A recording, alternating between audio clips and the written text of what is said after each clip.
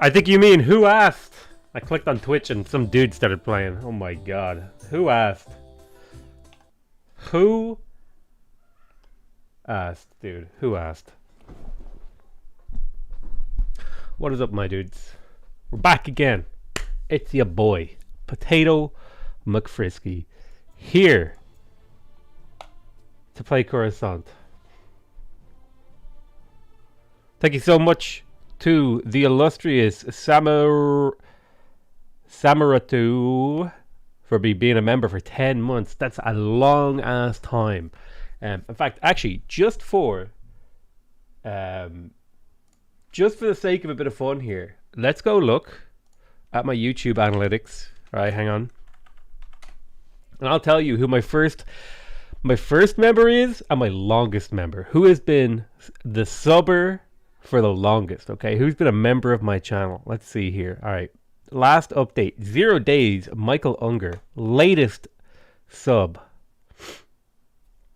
Okay, total time as member, longest. Oh my god, Morbus, you were just barely beaten by Jessica by the Sea. That is Acu Sol, who was my very first member and is my longest running member at 45 months.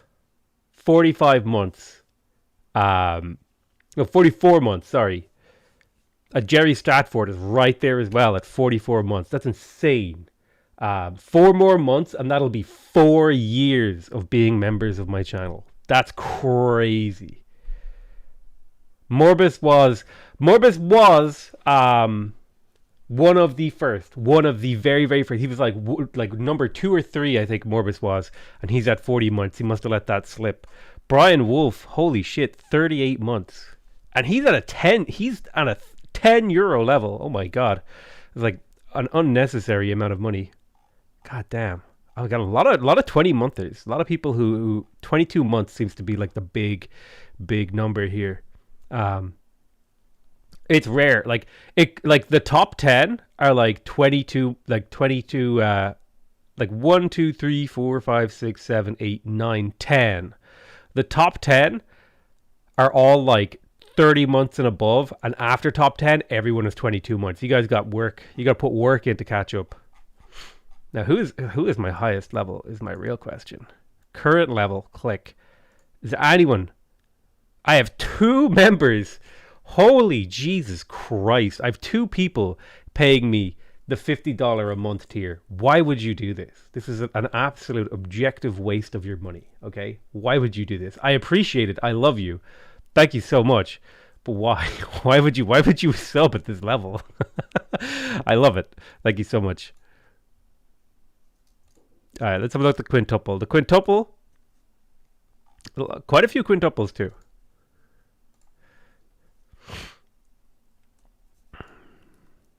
But it's not a waste of your money. You're helping me buy a house, which I appreciate. Thanks so much. Not quite helping the homeless, but you know, something close.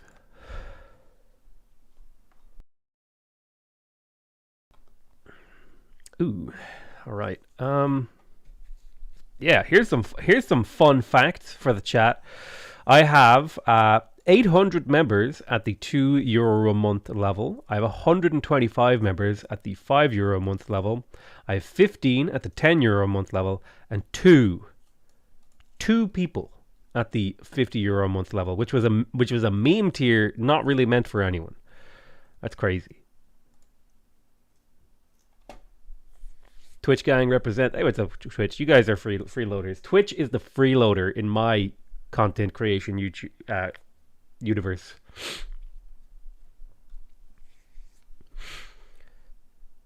That's a couple of money. It is a couple of money. That's like impressive. What is that like? It's like 1,000. It's like €2,000 a month. That's not bad. It's not bad. Is there any way to do the Great Bath Rush without massively crippling your early game? Nope. It's just how it works. Everything in Civilization and any 4X game has an opportunity cost. If you go for something early that takes a very long time to pay out, it'll take a while. Why do you keep rubbing your nose? Because my nose is runny. I have a slight allergy today. It's really annoying. It's like itchy. I need to go like blow it or something. Hang on.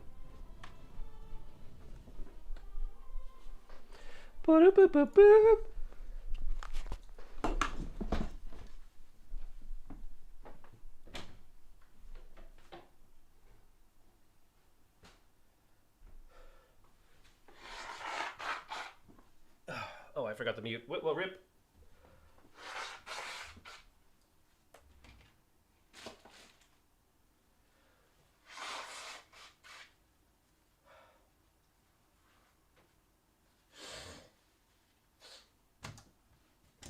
You get to enjoy the sound of music of me clearing my nose. I do apologize. I forgot to hit the mute button, but you know, these are the things we deal with. Had my first cold in 2 years. Just a cold though. Are you sure about that one? Boom. Last thing I remember, he was about to get stomped by spiffing Brit. Other way around, actually. I believe we were gearing up. Now he does have all of these Hunnic hordes. That's a lot of fucking. See, I can see what he has. He has 4. Jesus. He has 1, 2, 3, 4, 5, 6. 30 Hunnic hordes. 35 Hunnic hordes. This guy's got a whole bunch. Oh, Mongol units. Fuck. Okay, this is going to be a hard war. So in order to win this war, I'm going to need to like basically go straight to military architecture and then do nothing but produce elephants.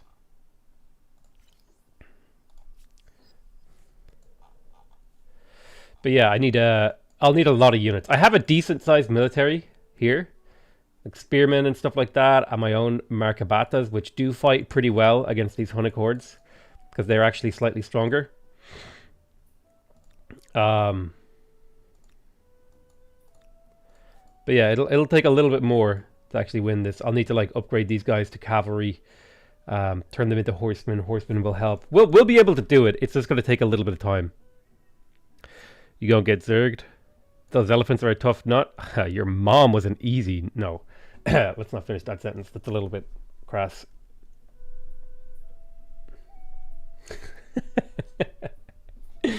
Oh, I'm so proud of myself for that one.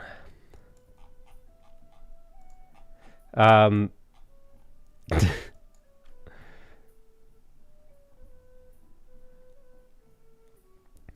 right.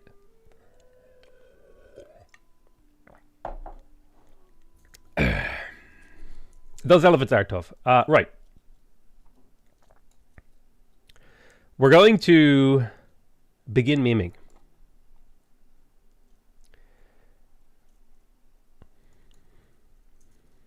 Well, you two, my favorite potato. This is the run. This is the run.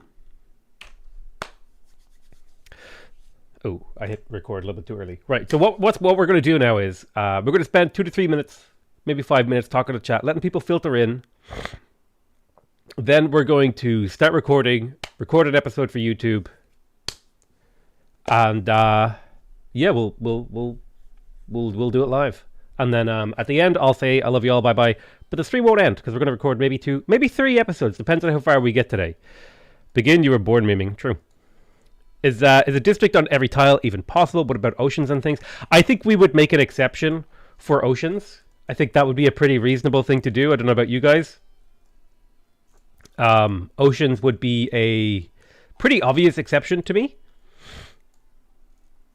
But our plan for sure is to try to cover every single tile of this like this entire world in districts. Let me see, is there a way to like highlight districts so you can see this is the progress we've already made, right? Pretty good, I would say, like considering we're only heading into the medieval era now. Like we've got pretty good coverage, but this should expand rapidly, especially now once I start conquering a couple of these cities, which is my plan in the medieval era. My plan in the medieval era is to really just kind of militarily expand. I'm going to be breaking my alliance with Spiff in the near future, using all of my grievances against him to support my war. Are you going to combine it all into one big city? Yeah, that would be the goal. The goal is to have one gigantic giga city that is self-sustaining. Would be the plan. How to determine when to start building more market quarters and scientist quarters? I find the transition from food production to money science to be hard. Usually, honestly, it's around about here, like around this phase of the game, when I get to about mid to late classical era. That's when I'll start putting down a few market quarters. That's when I'll start, like, it depends, right? Because, like, I'll look at my city and I'll be like, okay, I have like 400 food production here. I have like 600 industry production, and I have like 160 gold and 170 science. Now I'm well ahead because you use the benchmark of the turns, right? It's turn 90 and I'm heading into the medieval, so I'm ahead of time. I don't need to go faster than that. So that tells me that I don't need more science, but I do need more money, right? So I built a few of these market quarters to fill out that need. I'm actually playing with Spiff and Lewis using avatars. These are just avatars. I didn't get the rest of them. So this is Lewis. Lewis's avatar. And then this is Spiff's avatar. So they're not actually in the game. They're just using their avatars because I thought it would be fun. How to determine when to start building more market science? Yeah. So right now I don't need scientist quarters, but that might change in the medieval era when the demands of the era change. If that makes sense. Because right now I'm like, by turn 100 I should be heading into the medieval era, right? By the game's internal benchmarks. And since I've already finished the entire tech tree for the classical era, I don't need more scientist quarters at the moment because I'm getting enough science. Also, it's a tidy map. He's already over the recommended planet settings, kind of. Yeah, this is supposed to be a two-person map. I put an extra player on this map to hopefully make things a little bit harder. I wish I wasn't so sniffly. It's kind of annoying, but right, we're gonna get started here.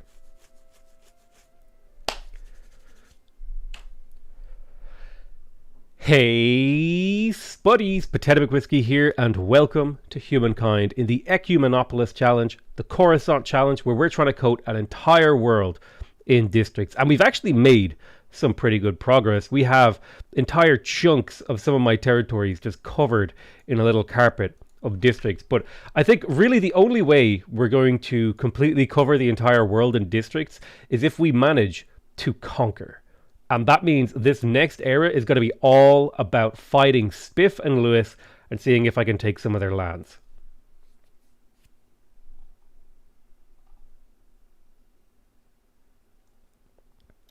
Now, it may not work perfectly because Spiff right now is the pole, so he's already in the early modern era, but I think technologically he's actually not that far advanced because all he has running around are Hunnic hordes, so I don't think he's that scientifically far ahead. Now, I could be way off base, but that's how I feel.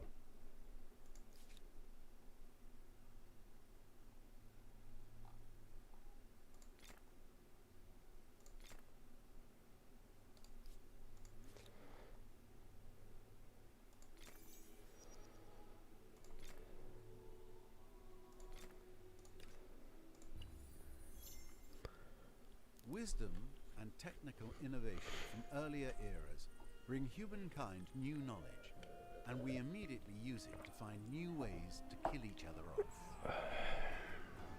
Greater empires, but for innovation and I actually really like it when you go through this transition thing into the next era and you're like empire updates.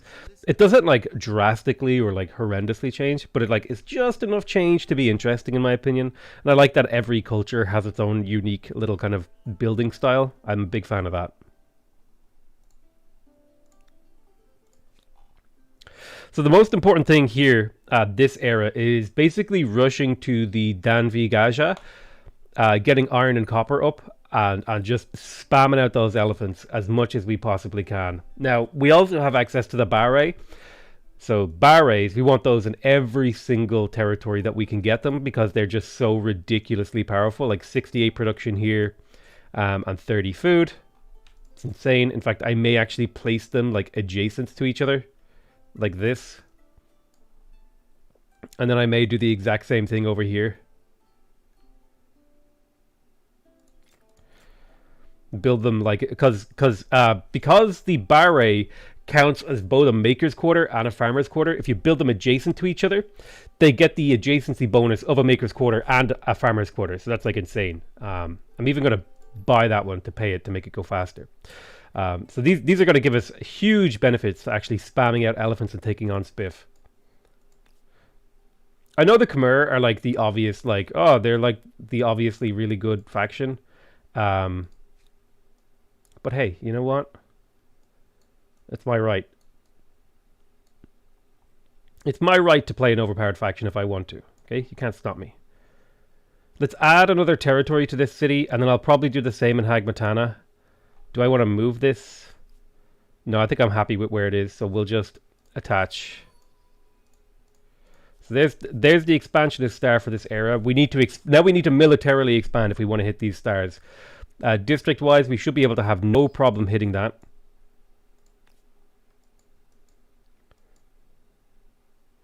All right, we'll pop down a barre over here. Want to put them on rivers if at all possible.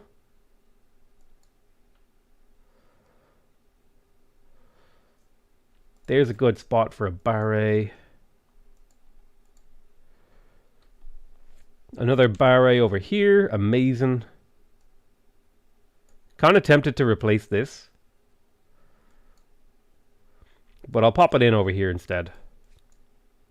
So now we've got barres for days. Which is fantastic, because I believe, do they actually give you jobs? I don't think they do, but they give you tons of production. And we'll do the same thing over here in this city. But we could actually do something really interesting. We could go barre, barre, barre, and now they're all like 3 of them clustered together. And then I can replace this farmer's quarter with a barre as well. So now this is a very, very rare configuration where you have 4 emblematic quarters all touching each other, which means each single one of these barres is going to benefit from the farmer adjacency and the industrial zone adjacency, like the maker's quarter, which is crazy. Because you can see here, you know, that's nuts. That's nutty. That's rare. In fact, that's so rare, it would be probably better to put something like a scientific district in this configuration, but it's fine. This is like the 4 times double adjacency. All right, it's time for land rights. I don't think I need money to attach and merge cities. I'm going to take communal land here for the extra food, though, because that's like 40 food in every single one of my cities, which is pretty good. I'm going to take science from researchers as well. Time to spend my influence a little bit. Just take that right at the start of a new era. It'll keep our science rolling along nicely.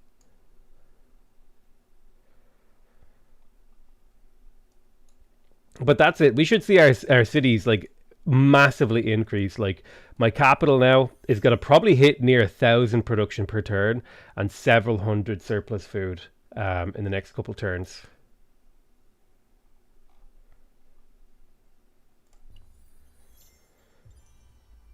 We can already claim another wonder actually from this new era. Let's see. Angkor Wat gives you +1 food per faith.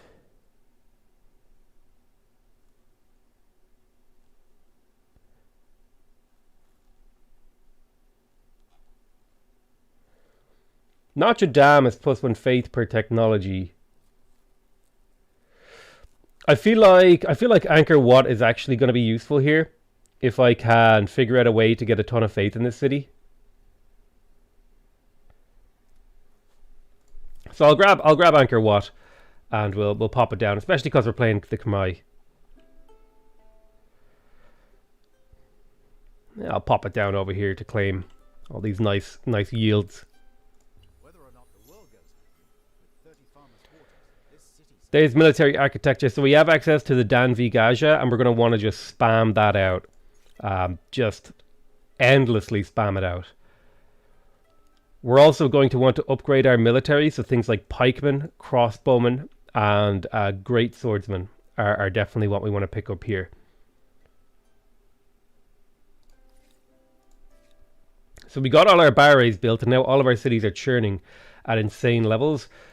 I'm going to quickly just grab any strategic and luxury resource districts that are around to make sure that we're still hitting our builder milestones. And now I'm going to do something really unorthodox that you may not expect.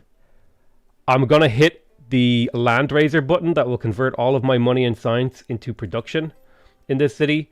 And I'm immediately going to just start spamming elephants. They're 720 production each. And I can just about make one per turn.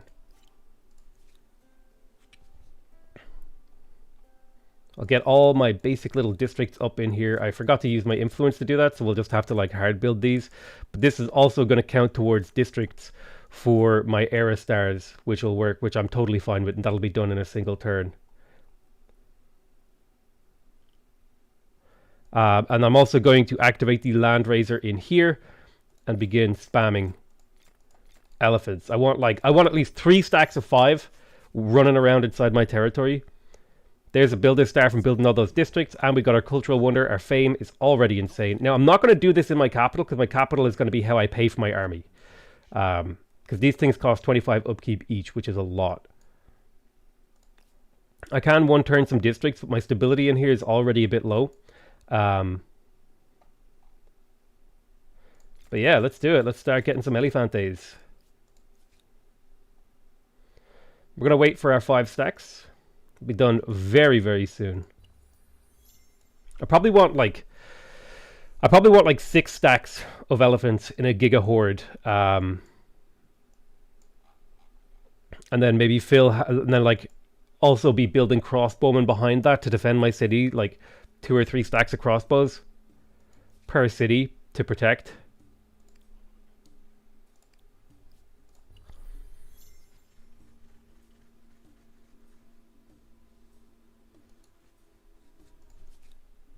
We're already up to 4 elephants here, perfect. 3 elephants over here, perfect. Morbus cut. Any interest in the new Age of Empires 4? Scott Munning? Yeah, I'm really interested in playing Age of Empires 4 when it comes out. I think it comes out next month, and I'm super down to do some live streams on it. End of cut.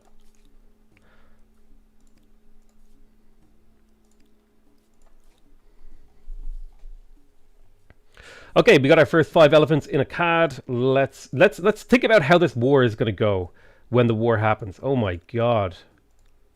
Oh, Jesus Christ, the number of units that we're up against here.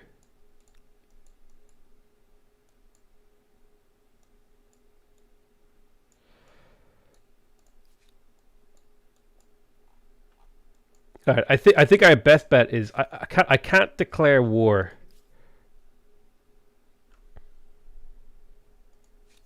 Yeah, you're in an alliance with the Mongols, so I'll have to like break my alliance with the Poles and then attack him.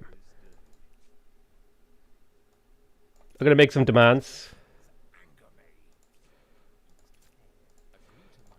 Because those are going to run out soon, so I'll make those demands to start hurting our alliance. We'll break our alliance. And we'll wait for our war support to increase. I'm not going to make any more demands because I'm not ready for war yet. It'll probably be another 5 turns before I'm ready for war. But I think my war is going to involve like just having a big, huge stack of elephants hitting the Mongol cities.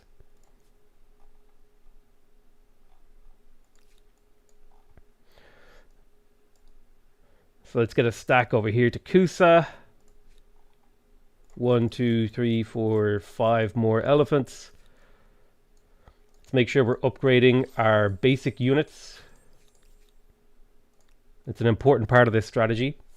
Now we are having gold problems, so we will have to turn this off, this builder thing, in the near future.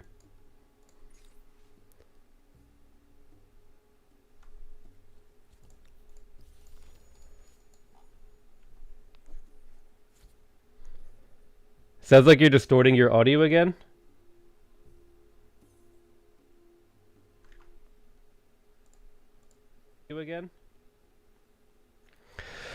Testing my own volume. Yeah, I don't know if that's like really what is happening. I'm just doing a test here to see if this is what's happening. Testing my own volume. Yeah, I don't know if that's like really what is happening. I'm just doing a test here to see if this is what's happening. Testing my own volume. Yeah, I don't know if that's like really what. Is there an audio issue?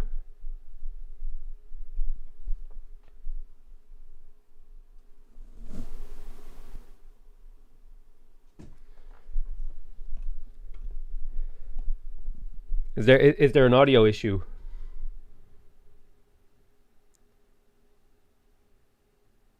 Digitally clipping? Am I digitally clipping? Oh yeah, it does look like I'm actually digitally clipping a little bit here. Let me just lower down my gain a little bit here.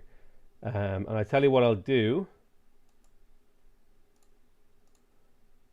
I'll add a very, very slight compressor. How does that sound now when I'm talking really loudly? How does that sound now when I'm talking really loudly? Okay, that's a little bit too much. How does that sound now when I'm talking? All right, hold on.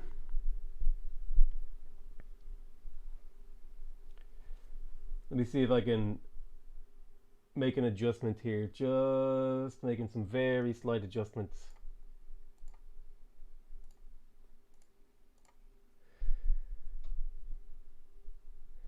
How does it sound now when I'm talking really loudly? How does it sound now when I'm talking really loudly? That's much better. That's much better. That's much better. Yeah? Because when I'm talking really, really loudly, it doesn't peak. Much better. That's much better. Yeah? Because when I'm talking really, really loudly, it doesn't peak. Much.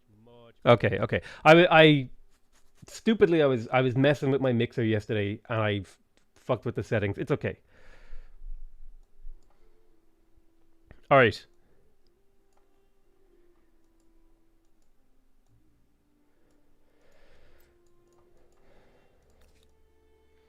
We've got a stack of elephants over here. Let's get them moving up to join the main battle over here. I might actually use them to take... Oh, I don't want to be too greedy. It's going to be hard to do anything other than take out Lewis, I feel like. But yeah, my economy is going to tank here, which is understandable, but we'll be able to fix that in the near future. All right, let's disable the builder thing, and we'll disable the builder thing in here. I'm okay with building elephants slightly slower if it means my economy isn't completely tanked.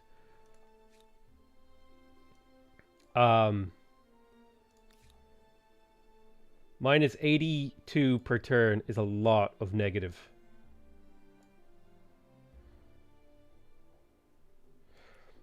I'm going to use these guys defensively, I think.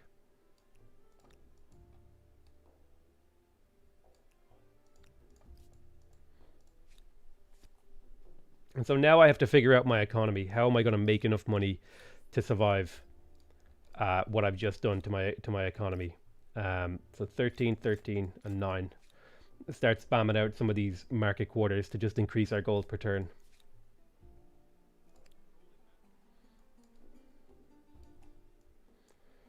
I should be able to grab Kusa, no problem, and kill some of these hordes. More and more people note your success. Congratulations, but watch out for jealous neighbors. Pillaging is a good option. Yeah, we might have to do some pillaging just to keep our economy afloat. We can claim another wonder. I will claim Notre Dame, because that allows me to turn faith and food into food, basically. Or science into food, and then food, or faith into food. Or science into faith, and then faith into food. That's what I was trying to say.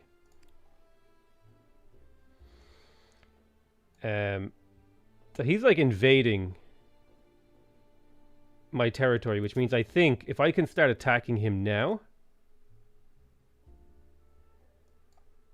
I'll be able to not only thin his army out, but also like cripple his war support. Perhaps we do have some common ground. Your transgressions anger me. Let's continue to add demands. So this is stuff we can demand in the war, which is perfect. It's exactly what we want. Ooh. This army might not be strong enough to take on the Huns.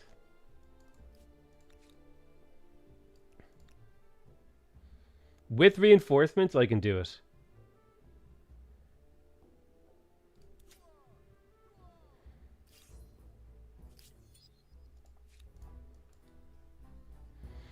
So we got him to retreat again, which is more war support for us, and we'll be able to declare a fully legitimate war in the near future.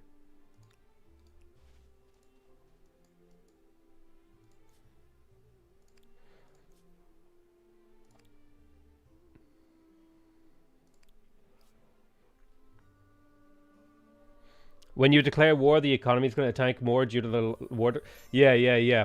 When I declare war, my economy is going to get so much worse, which is why I'm building market quarters right now to try and make up for that.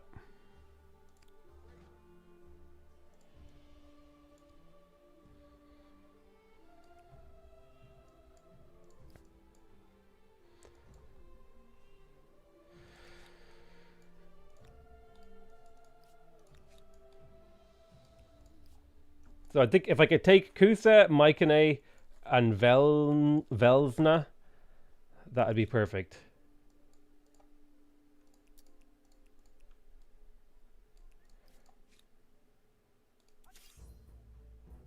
Fight me. Do it. He's fighting me. Brilliant. So now I can bring in my reinforcements and start the manual battle.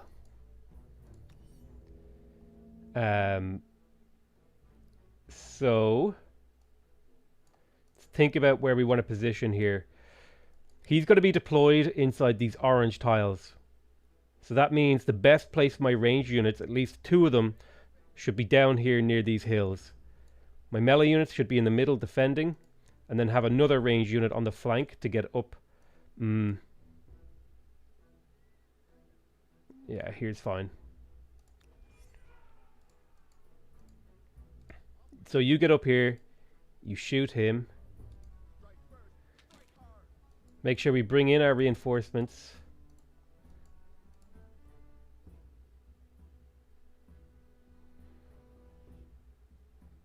Step up here, one-shot that guy.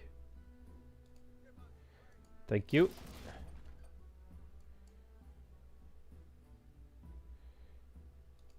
Get really far behind them. Shoot them in the back.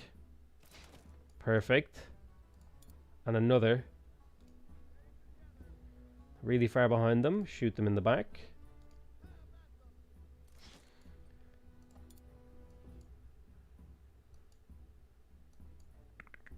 Get over here. We want to be in a position where they can't get good retaliation shots on us, because their units are only one range.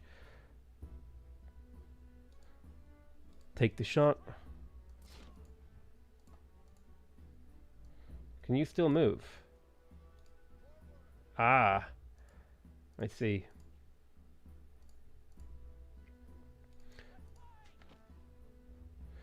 Go ahead and attack this guy downhill. Attack this guy downhill. Perfect. I think that's all of our shots that we have available. Alright, Hunnic hordes are a pain in the ass, but I think if we can catch them out on their own, they'll do damage, but they won't be able to stop us.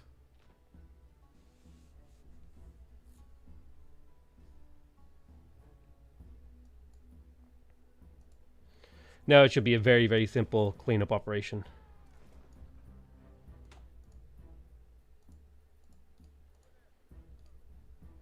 Where's that last unit? Oh, he's over there. I see them now.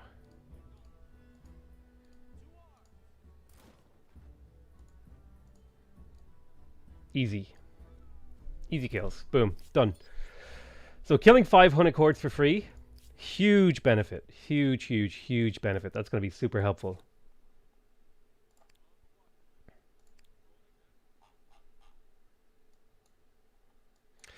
Potato Whiskey, I've decided that yept is the past tense of yep rather than yeet. What do you say? What? No. Stop. Just... No. What is wrong with you?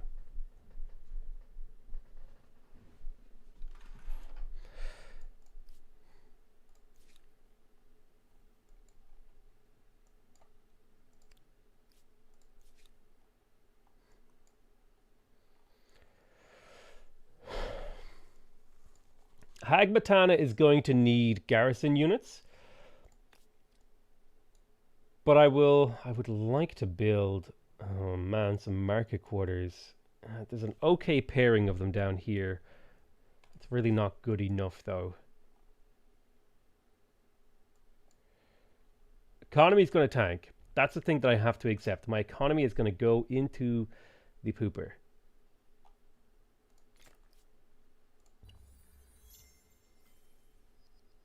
There's war summons. We can start building crossbows. Hagmatana is going to want at least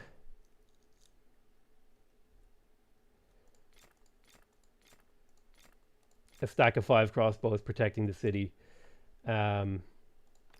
And then I think I just have to like build a block of gold.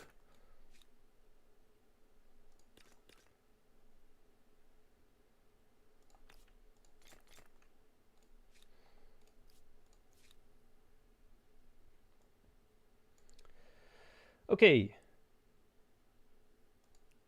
Can't really afford to do this, but I'm doing it anyway. About to go into negative gold. Which means it's time to attack. Perhaps we do have some. Let's make our final demand and declare war. And now this is where we put our head between our tails and we pray that this works. Alright, we got 450 combat strength coming into this battle. They have 5 levies. And the Huns aren't allowed to reinforce. That's the important thing.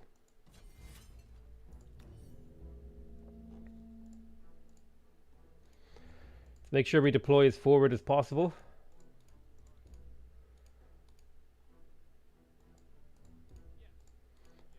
So we can get as many shots in as possible. The great thing about fighting people in an alliance or vassal-master relationship is that they can't reinforce each other's battles.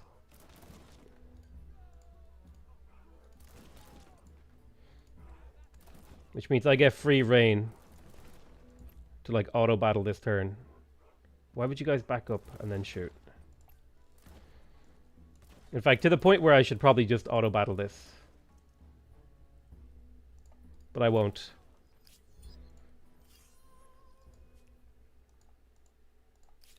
There is the militarist star earned, and we've already taken Kusa. Kusa is occupied by me. This is the power of the elephant, by the way.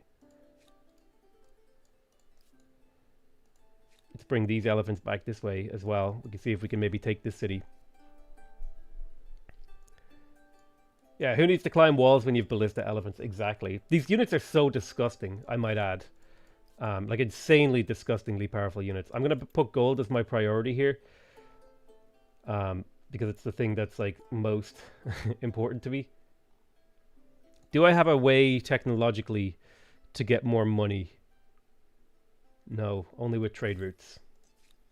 That's fine.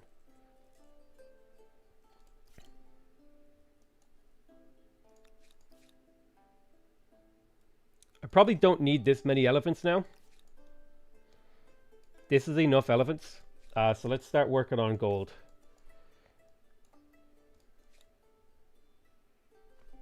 Stability is a bit of an issue.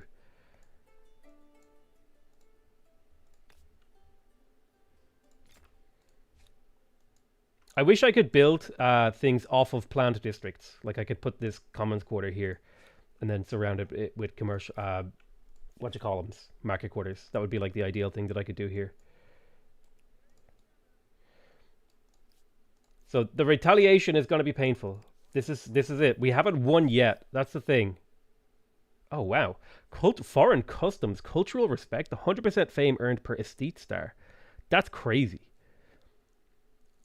Is it better to disband your units and train them new once instead of upgrading them? I feel like the production is sometimes easy, but the gold cost to upgrade is insane. It really just comes down to whether or not you have more gold or more production. If you have a ton of production and no gold, it might be more cost effective to just disband and rebuild.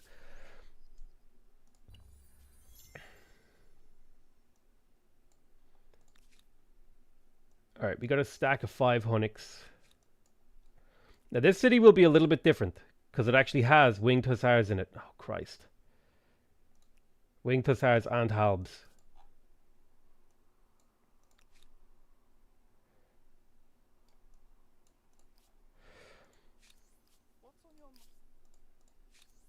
Their war support is still maxed out.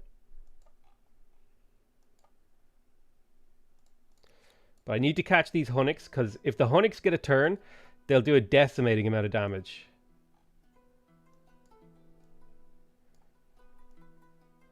So I might have to like redirect my warfare towards Spiff, because he's actually the main threat.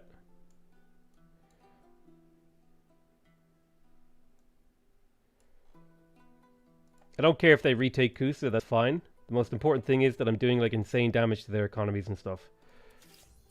Okay, so he got his free retreat. That's fine. You may have your free retreat. Let's put the city under siege now. It's actually got my own city participating. He's got a ton of reinforcements. He's got his winged hussars.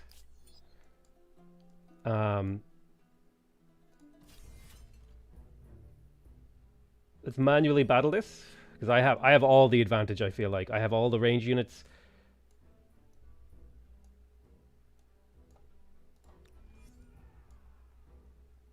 Wait, he attacked me because he sallied out. Okay, that's some bollocks. I thought I was getting to go first. What the hell is this? This is some bullshit. I attacked him. I assaulted the city. What is this? What the fuck?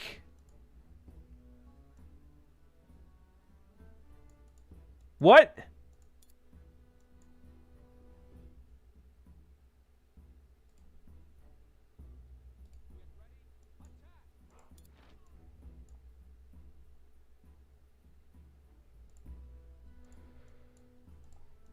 The combat mechanics in this game are just so triggering, because they don't make any sense ever.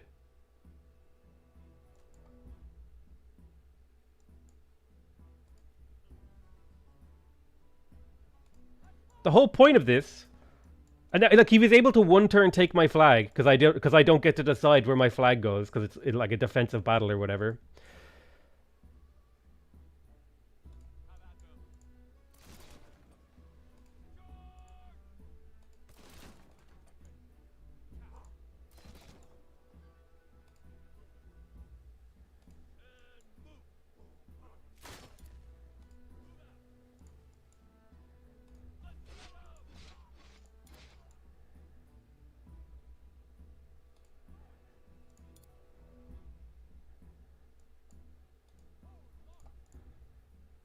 I can't even shoot this winged hussar, who's going to be the biggest problem.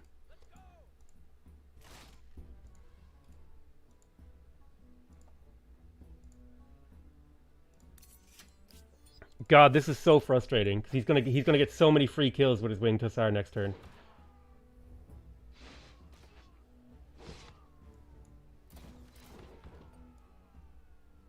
I can't even bring these guys to reinforce. Oh, this is so triggering, dude. That's not how this battle was meant to go. I attacked him. I was going to assault. What is this?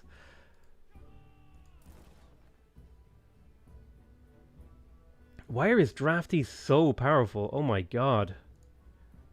Hang on. This. The old power of editing here. The old reload.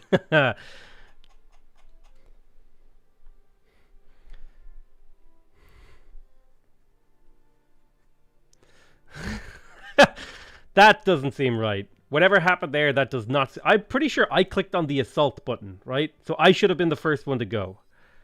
That seemed pretty weird. Not gonna lie.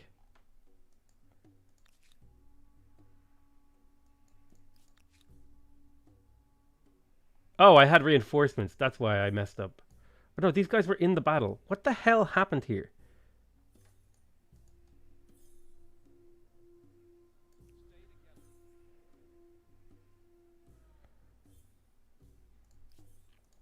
Whatever it was some bullshit. We'll attack next turn.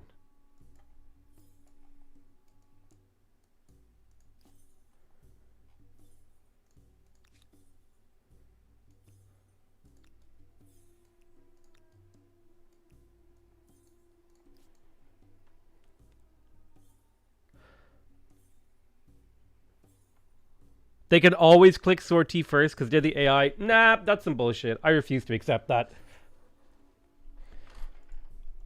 I really don't like that other people can take actions on my turn. I know it's like important for the game, but like seriously.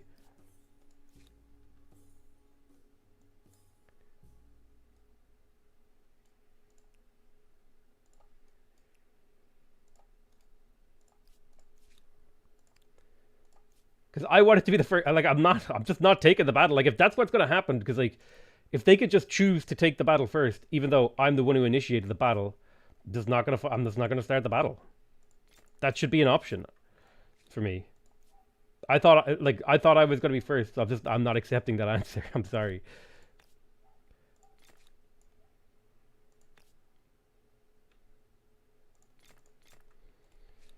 All right, let's get our gold income up here, and our influence.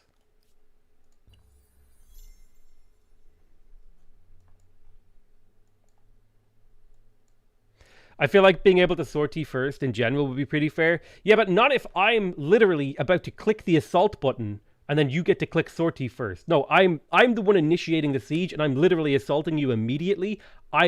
If I choose to maintain the siege, then you should have the option to sortie. But if I'm the one initiating the siege and I'm literally about to assault you, you don't get to just like sally out immediately.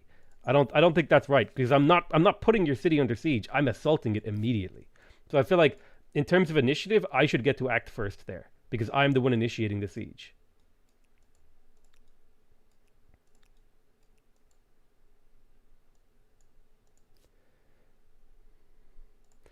I think that's some bullshit anyway.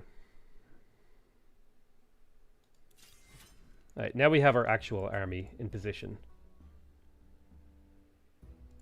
Like assault, and I could probably instant resolve this with no losses. Yeah. I've taken one of his cities, and that's important because now he's the one losing. What you call it? War support.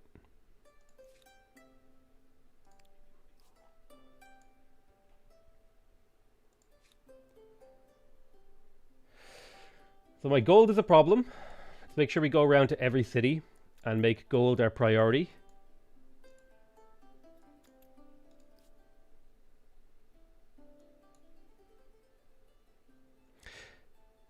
Even when you're moving to attack units, the AI can attack first if it wants to fight. Yeah, I think that's BS. I feel like if I move my unit next to yours, I should get the initiative or whatever. Let's break off 2 armies to chase down this horde. Like here, I'm very clearly the one who's moving into his zone of control. So I should be the one who gets to like decide the battle happens, right? My units are in position, I get to attack, he retreats. I'm fine with him retreating, but like it should be me that gets to choose initiative. So we need to like get over here fast because he's building those winged hussars. I did not realize he had the option to get those units so early.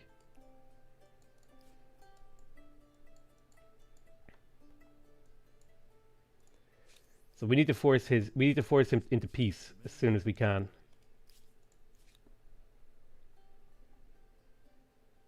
Is it already fixed that you don't have to force surrender your opponent? No, I think it's good that you have to force surrender your opponent. Because it makes no sense that wars go on forever in 4X games. Like thematically. Obviously, you would declare like total war is a concept that is relatively new. Okay, people don't fight forever wars in reality.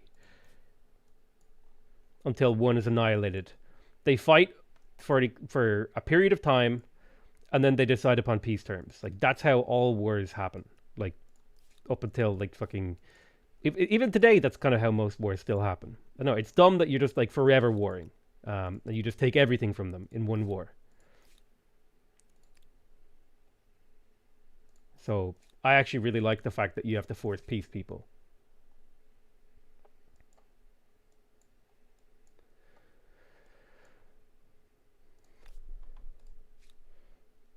All right.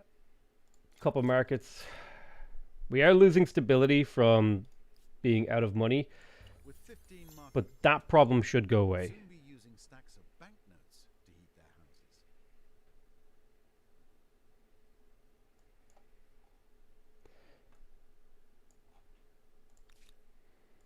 Alright, let's get these stacks moving. We might be able to hit his capital hard and fast enough to where there's nothing he can do about it. You're defending the city.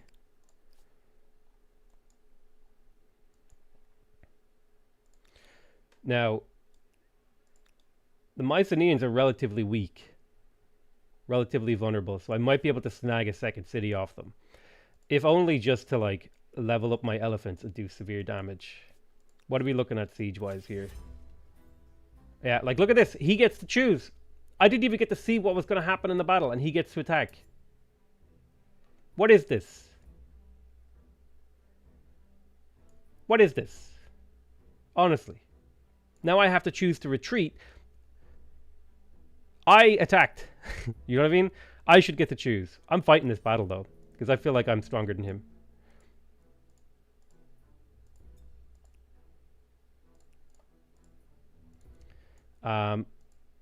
Let's make sure that we protect our flag, because the flag attrition is how we win this battle, basically. So this formation, it works fine for me. I don't like you being there. I'll move you there instead. So I'm either on high ground or protecting my flag. So his 2 Hunnic hordes will get to go first, which sucks.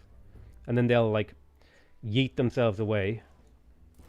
But all his draftees will get obliterated by my elephants. Now I can just auto-battle it, I'm pretty sure.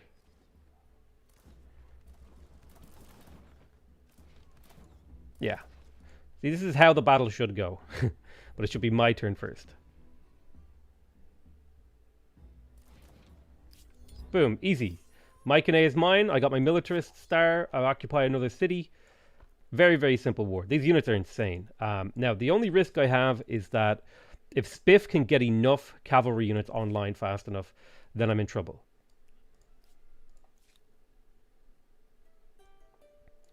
Stability in here is a bit of a problem. Let's get 35 stability from this by overriding a market quarter. We'll put a commons quarter here and then 2 more market quarters. Obviously, we don't need to go for perfect efficiency, but just good efficiency makes sense to me. Ideally, these would be scientific districts later, but we can advance, but we're not ready to. I'd like to spend a bit more time in this era, particularly picking up things like the expansionist star, the agrarian star, and maybe a merchant and a steed star, and definitely some scientist stars. Oh, garrisons, commercial. Oh yeah, that's right, garrisons.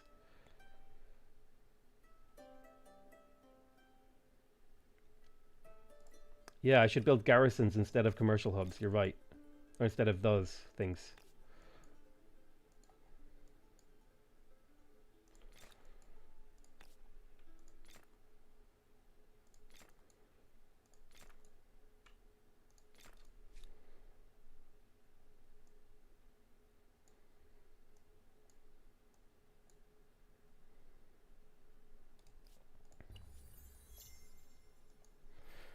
Heavy infantry research, so we have access to swordsmen. We got another era star. Now we are tanking gold, but we're slowly getting a hold of it. So what's going on here? I think I can hit Velsna next. What's he got? He got a Hunnic horde over here. That's fine.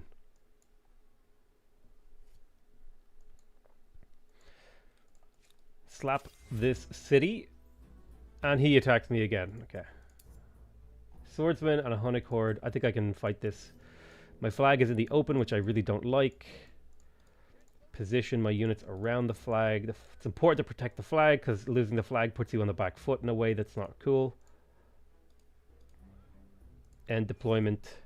He'll probably get all his units killed attacking me.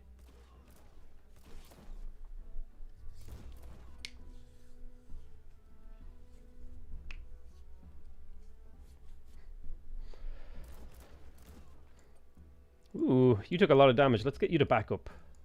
All right, stay at a safe distance. Let's take out some of these units.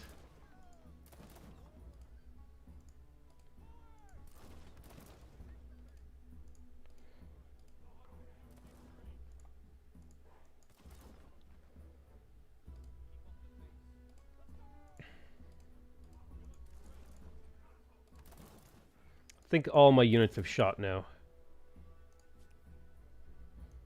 End the round, see what they do.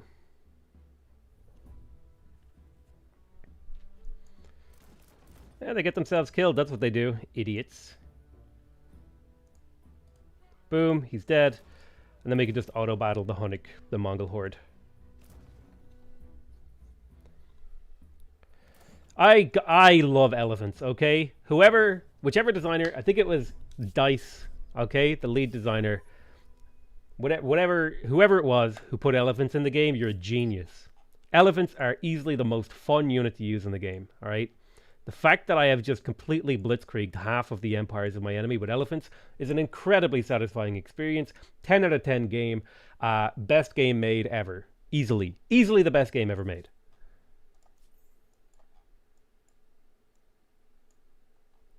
Okay, so I had a stack of scary elephants here. Let's make sure we move them kind of tentatively in a little pack.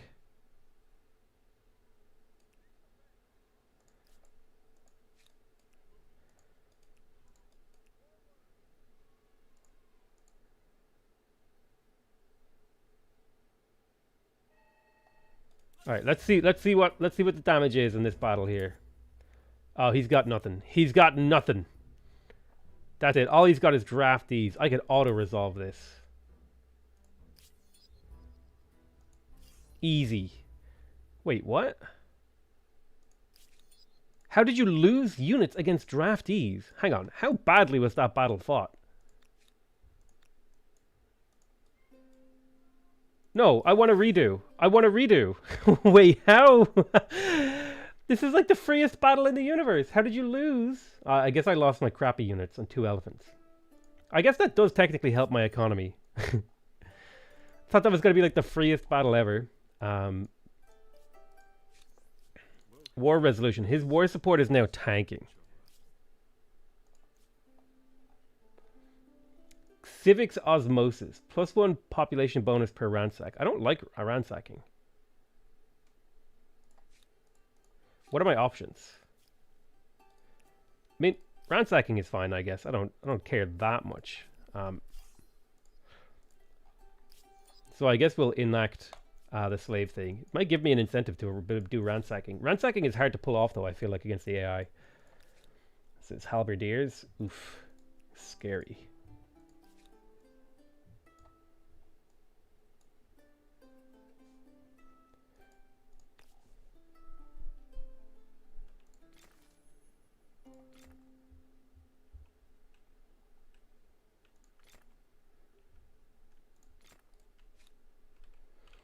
Spend a bit of time getting loyalty in here by building these forts. I should also probably build a city watch to get more stability from those forts.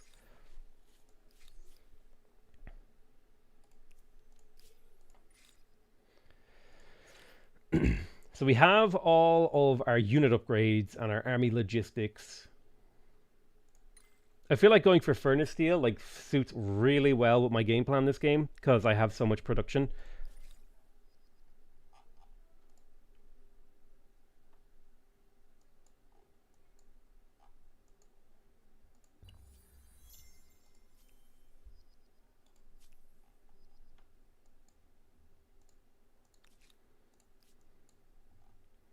Wait, what happened there?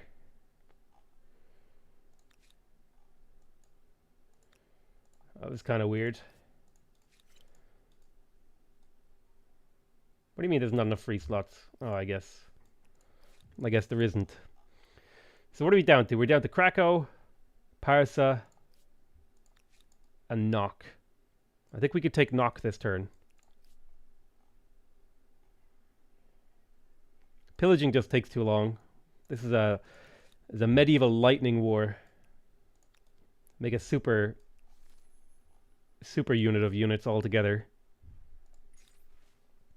Swift on units, studious on units, so 10 XP, or get a new army. Yeah, let's get a new army. What is this? Ah, an arquebussy. Yes. God, I love arquebussies.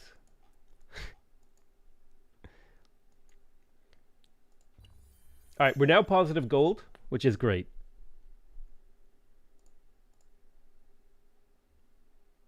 Vassalage broken. What's on your mind?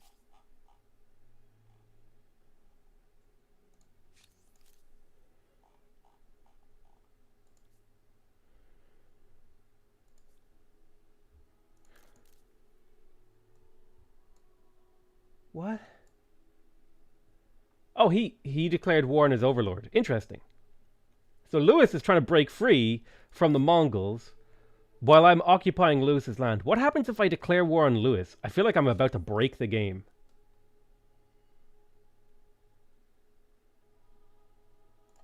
No more talk. They said a white peace proposal. It is war. You do realize I'll win? Refuse? I'm winning the war, Lewis. Thanks for giving me a chance to take your land. Oh man, I could have got feudalism if I had any gold. Damn.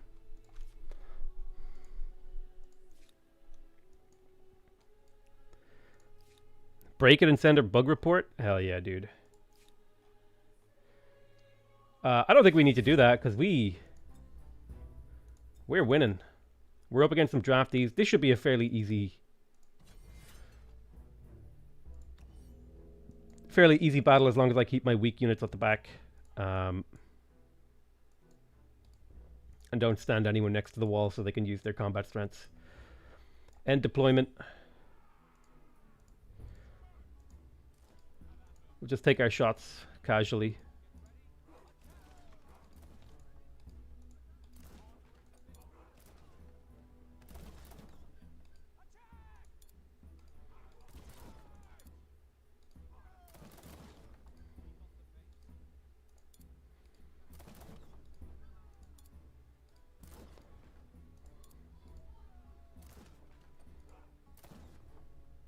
Perfect. Alright, what do you guys do? Oh, he's got reinforcements. What are these? Regular ass horsemen. Alright, that's not a problem. Should be able to deal with those.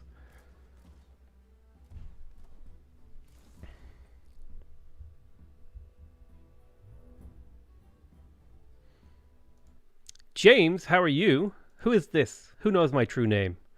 Who speaks the deep magics? Pieces of chess. Who are you?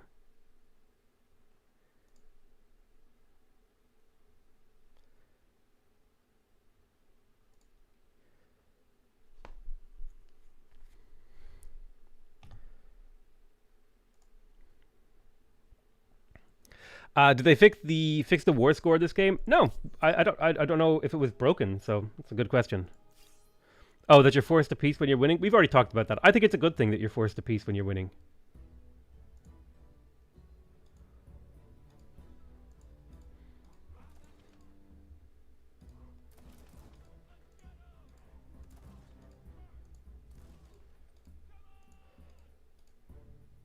I think I can auto battle this now. I think we're that far ahead.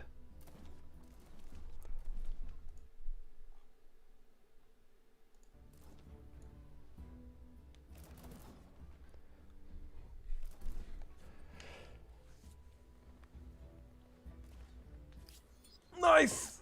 Another city occupied. Another city for my collection. Thank you very much, Spiff. What's he got left? I think he's only got like one. No, he's got 2 cities left. That shouldn't be too bad.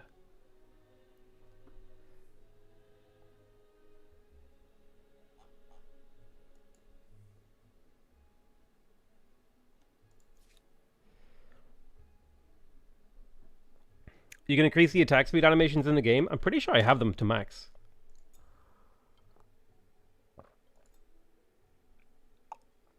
Why would you cite the deep magics to me, peasant, when I've already casted these spells?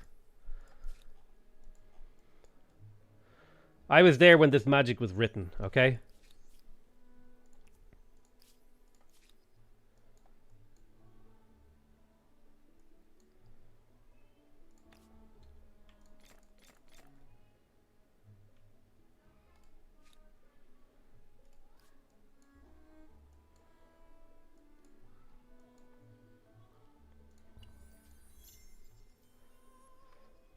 Boom, agrarian star. Okay, this is worrying. What is it?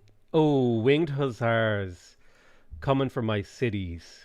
That's kind of spooky. I gotta win this war quick before they can actually make use of those. But I'm very, very close to winning. You warrant my If you capture a city that's building a wonder, can you finish it? No. It can't be done while the city or outpost is occupied. So there's your answer. You cannot do that. You cannot build a wonder that's under construction in an occupied city. I think it's about time we finished off Lewis. Gachigasm.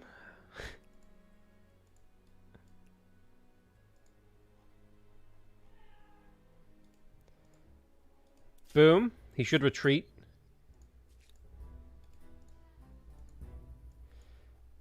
And then we should be able to attack Parsa. Alright. What's he got in the city? He's just got peasants. I should be able to instant resolve this with like one loss. Yeah, there we go. Perfect. So Lewis is now completely occupied. And he should instantly lose.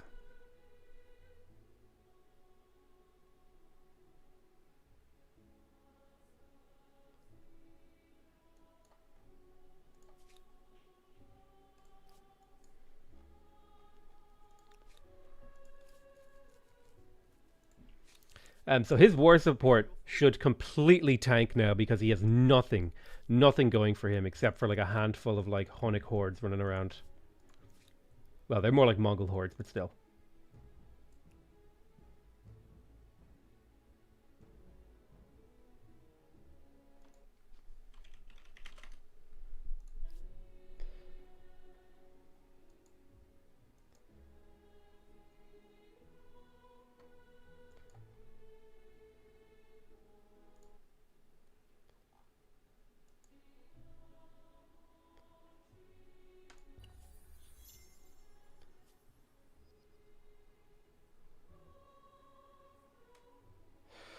Close to victory. The Mongols are about to lose their war support. The Mongols have lost their war support. And this is where we get an opportunity to actually see the updated war screen that the developers did. So it's a little bit more obvious what's happening. Like we can take Parsa, we can do all sorts of stuff. See here. So I'm going to be getting 4,800 war stuff. And I'm going to be getting Parsa for free. Is Parsa a city? Let me have a look here. Yeah, Parsa is a city, so I should be getting the city here. And I've already used up all my war score, unfortunately. So I got 100 war support. I get 100 war score from having 100 when the war started, 100 from having 100 right now, plus 20 from demands, and 120 from capturing 4 enemy cities.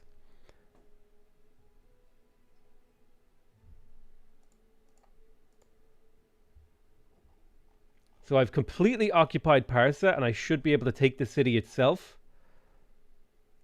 So I don't think I can really take much more. I think I used up all my war demands. So we're going to force his surrender. Boom. So that completely cleared up my economic issues. I'm going to make the demand that you should stop oppressing my people. So now we're at peace with the Mongols.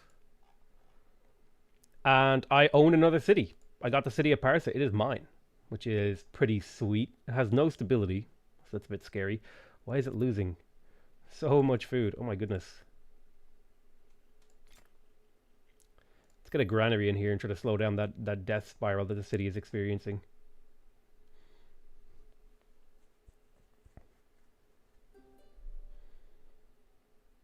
Wait, did I do it backwards? Oh, fuck. Did I do it wrong? I thought it said I had used 320 of my war score. Oh, shit.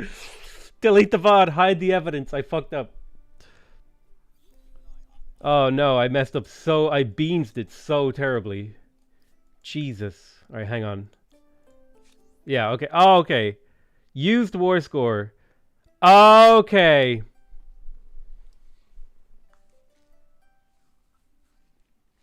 I see what happened. All right, I see what happened. I am a dumbass. Let's take all of Parsa. So I'll take Parsa as my own.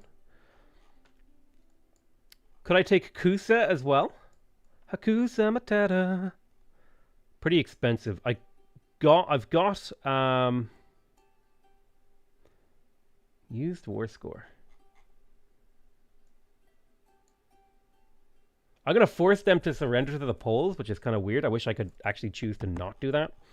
Now, I wish I could abandon that thing. I could ask them to become my vassal. Let's see.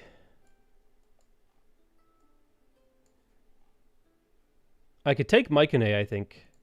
Yeah, I'm going to take their capital as well. So I'm going to take Parsa and Mycenae, leave them with Kusa and Velsna. And I think that's all the war stuff that I could do. So force surrender, boom, we take 2 cities. We renounce our demand. Now he's on 2 cities. I'm 1 city over my limit, but that's fine. It's not a big deal.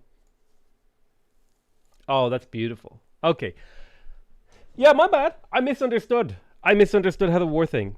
Why not make them your vassal? Because I want to turn the entire world into a single city.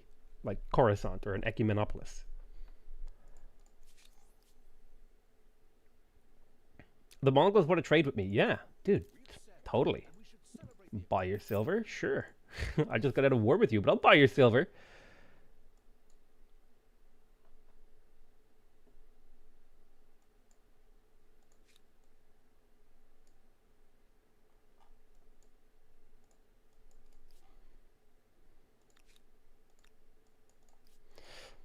Okay. So now I have to take on the Spiff. And he's actually losing this war very rapidly. And I think rather than force the war to end sooner, I'm going to quickly blitzkrieg down Krakow. This will be the end of Congress Poland. Go, go, go, go.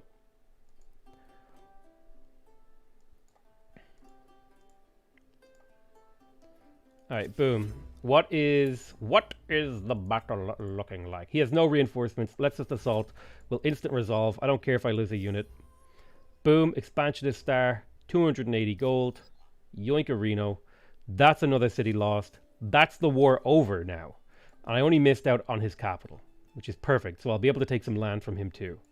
I'll probably take Karhachi and some land from Phaistos.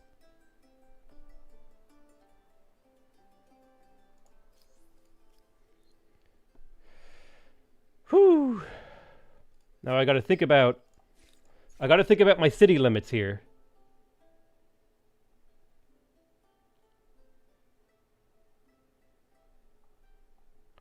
I can get an administrator from theology, so let's prioritize theology because I'm going to be going over my city cap if I finish this war. Oh man, the city of Mycenae, it is starving. Let's go ahead to our expert policy.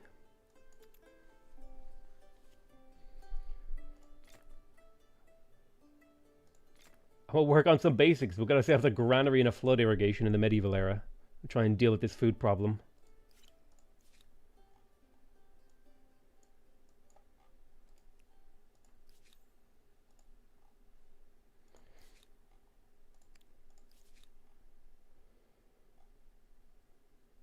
Man, a lot of these cities just lacked food buildings. I don't know. I'm a big proponent of growth. I have a growth mindset. Okay? Because whenever I think about your mom, I grow.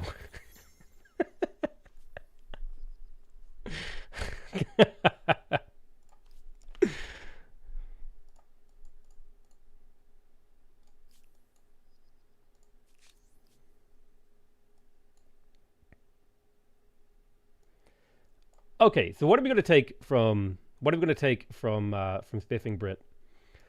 I reckon... Oh, wait, what is this? He's attacking me? Dude, the war is over. Give it up. All right, chill out.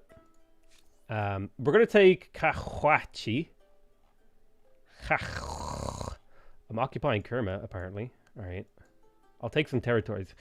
I have 369. Yeah, baby. 369 war score. So what can we take? Wait, it's free? Oh, I can't take it because I'm not occupying it. I see. Kahwachi. I could take the city itself for 80. I'll take the city itself for 80.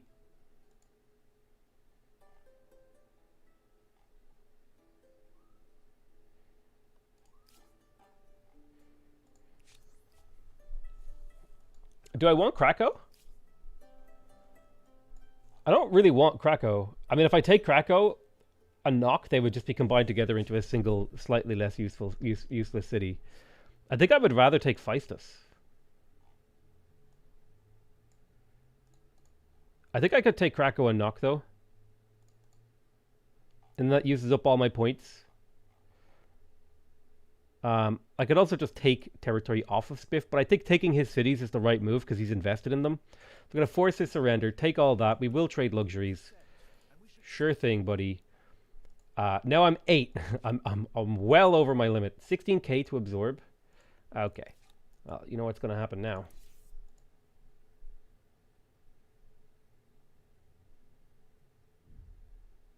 What do you mean? As an adjacent district, protects it from ransack. Okay.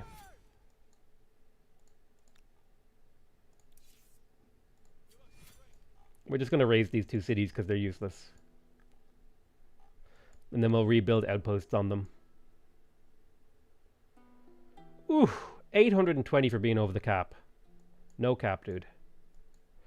Well, we got ourselves some pretty sweet-ass cities. Like, now look at the world. We own so much. Probably 1 or 2 more wars and we'll have this handled.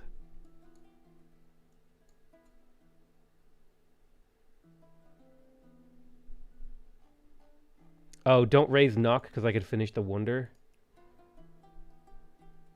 It's true. What does Machu Picchu do? Ugh, not very good. For this city, at least.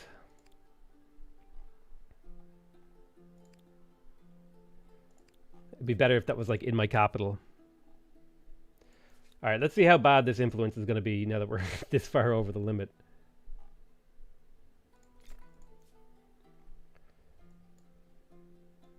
We've got good stability over here in Akkad, and we've got a nice little network of commons quarters and stuff like that.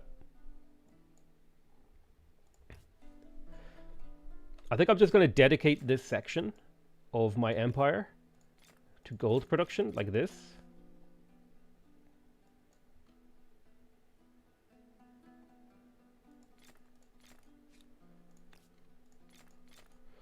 We keep the city busy for a while, building districts.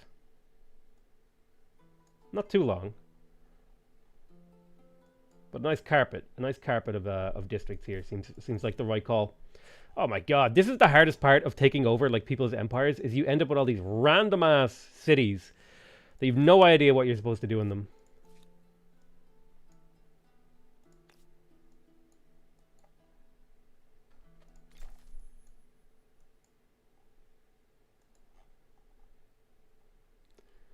Where do I put this? What is happening? Is this like a single territory? Is there a line between these? There is a line.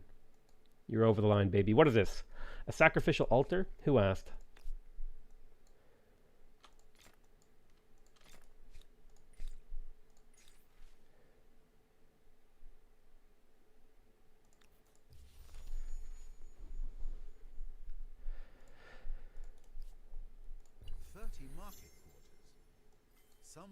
Theology research. So that's an extra theological administration slot that takes the edge out of my city cap. Wow, they changed how the city cap thing is calculated, actually. I might not need to raise these cities. 16k to absorb. I think that's due to the infrastructure difference here, right? Yeah, because Krakow has all the infrastructure. So if I spend a bit of time in Knock,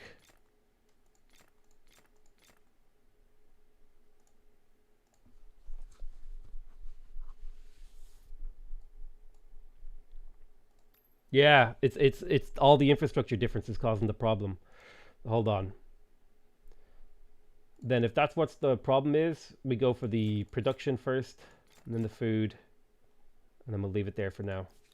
We'll eventually combine these cities together.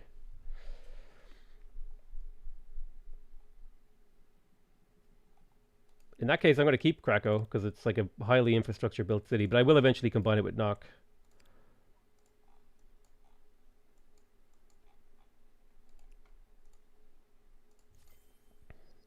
Boom, there's the high furnace. That's going to be useful in my capital in particular. Capital is still churning its way through this production tree, but that's okay. All right, it's time for Mycenae to build something of use, of note, to do something worth being remembered in history. And I reckon that's building some barrays, so let's do that.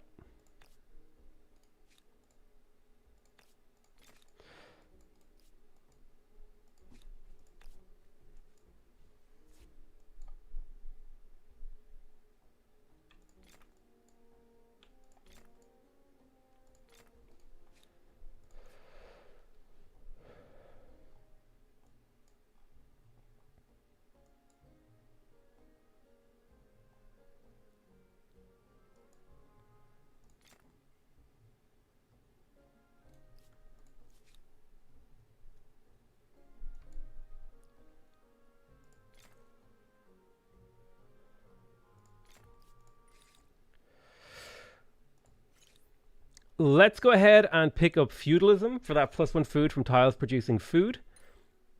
Colony model isn't super useful. It might be okay to pick up hamlets. I don't think I care too much about hamlets. I'd much rather pick up like alchemy for the stability from researchers and stuff. Also, I'm almost out of this era already technologically, which is kind of absurd. So I may as well just research everything. Jesus Christ.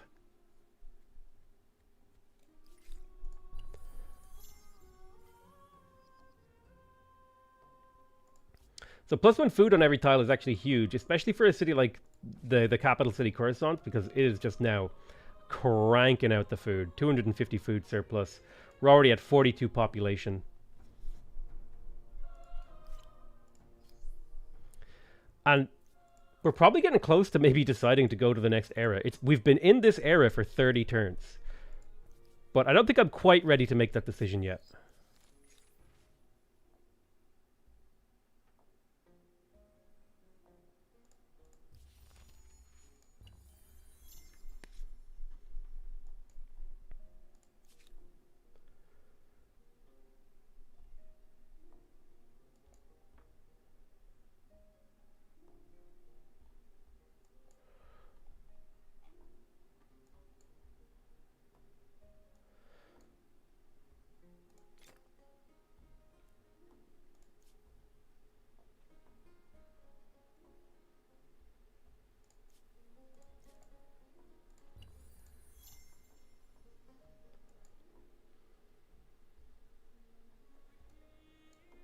City of 20 territories. If this keeps up, the whole planet is going to be someone's backyard.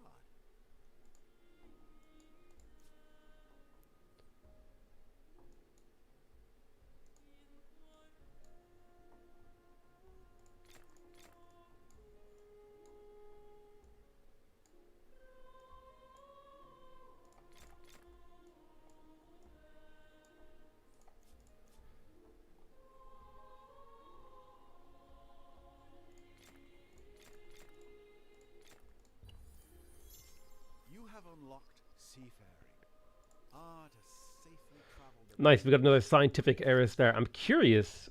We have almost all of the gold stars, with the exception of the gold star and the influence star. So things, man, this is how you pop off. Like, I have nearly 8,000 fame in the medieval era, and Spiff is in the early modern, and I have more fame than him. That's crazy.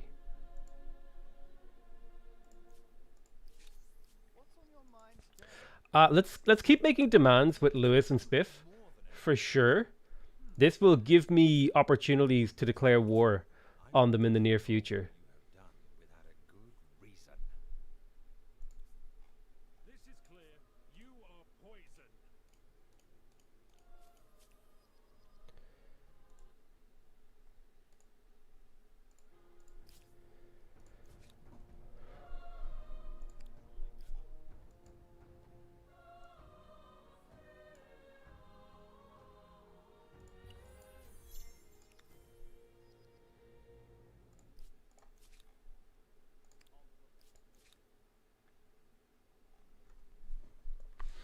Coruscant's in a great spot. I reckon we should start pumping production again. And so I'm going to complete my big, huge doom circle of industrial zones around here. And then we'll probably grab high furnace before that. In fact, you know what? I'm going to spend the money on that because that's worth a lot of production over the course of the game. So we'll just massively increase the productivity in this city really quick, and then we'll see where it stands.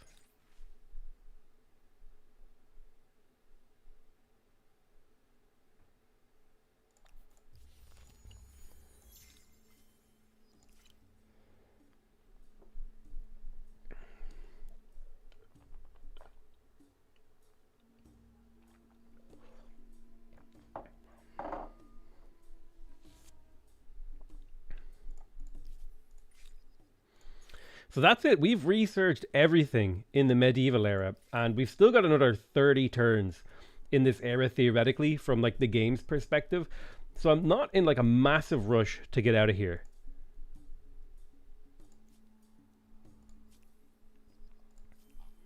I think part of the problem is that we just have like a massive osmosis thing going on right now, and somehow their religion is actually fighting back.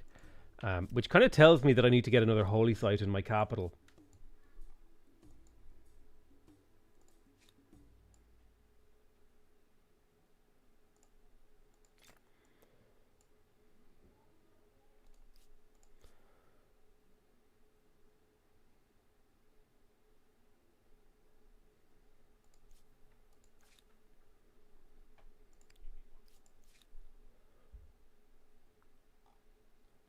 Myconay is now up to 500 production, which is really good.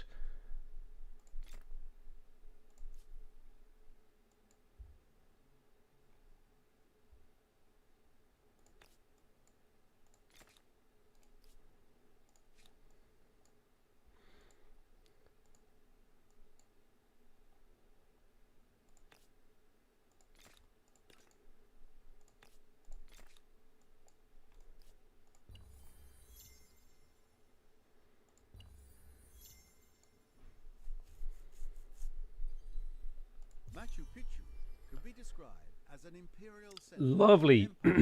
Lovely. We built Machu Picchu. This wonder will give me 50% of the food distributed across my empire from this city. Not really a big deal for me because I plan to eventually only have one city, so it's not really going to matter. But hey, bonus food is cool.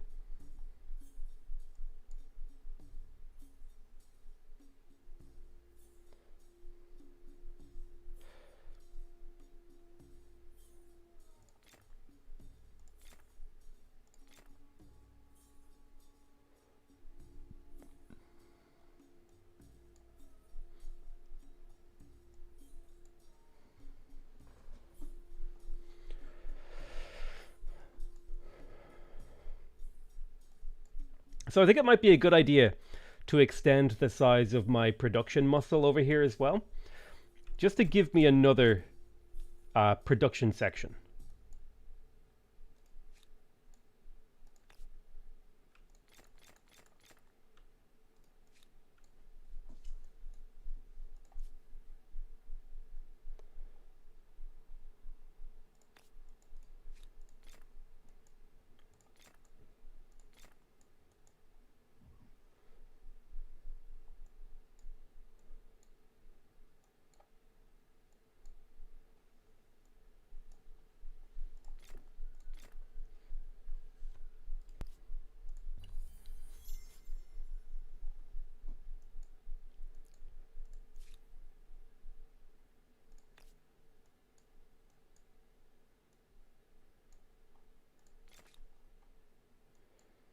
Nobody needs this much science this early into the game. Oh my god, what is happening with this horse over here?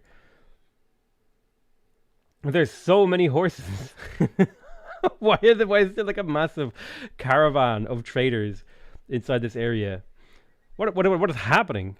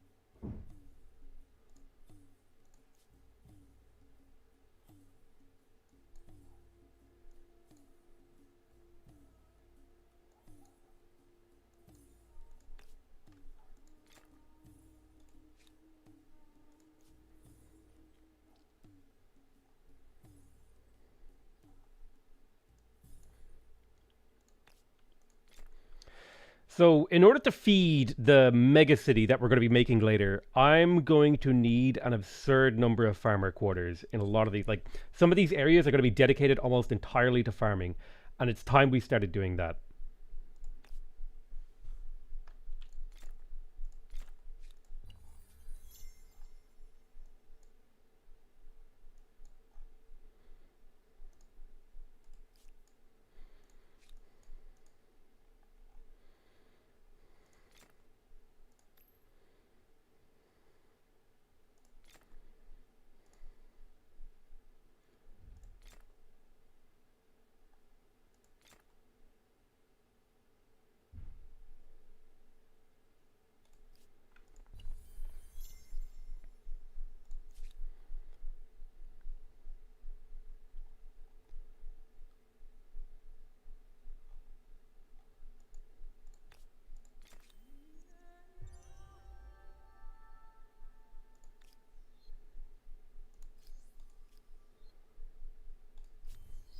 That's one approach to making the city more stable.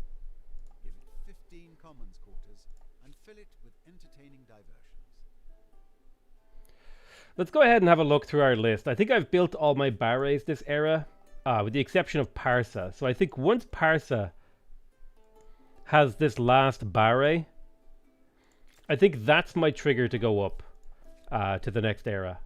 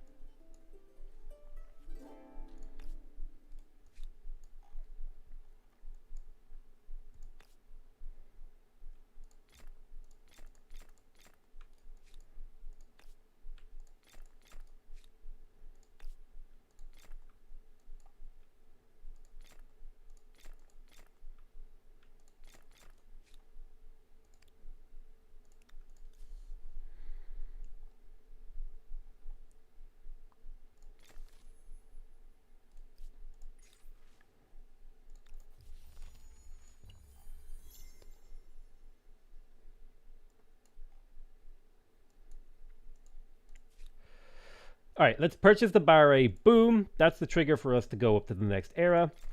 We can come over here to the culture screen and actually start to make a decision. Who do we play next? That's a tough one, okay? Let's go through each of our options and really think about how each of them is going to contribute to making Coruscant.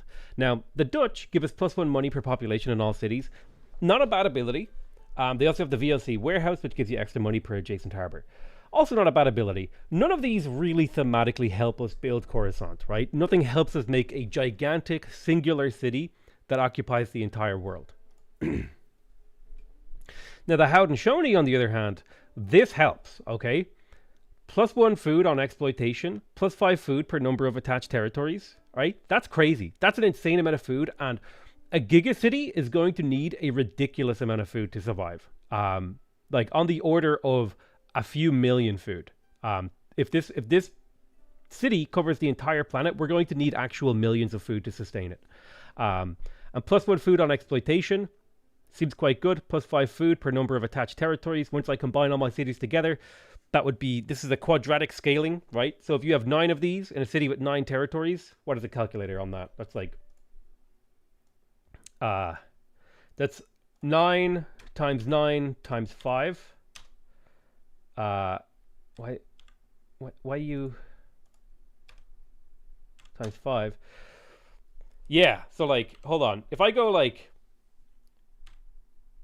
9 times 9 times 5, that's 405 food. But if I go 10 times 10, God damn it. Oh, God, I can't divide by 0. I'm mistabbing. 10 times 10 times 5, that's 500 food. And if you go up to 20 territories, that's 20 times 20 times 5. Oh my god, I keep misclicking. Hold on. 20 times 20 times 5. It's 2,000 food.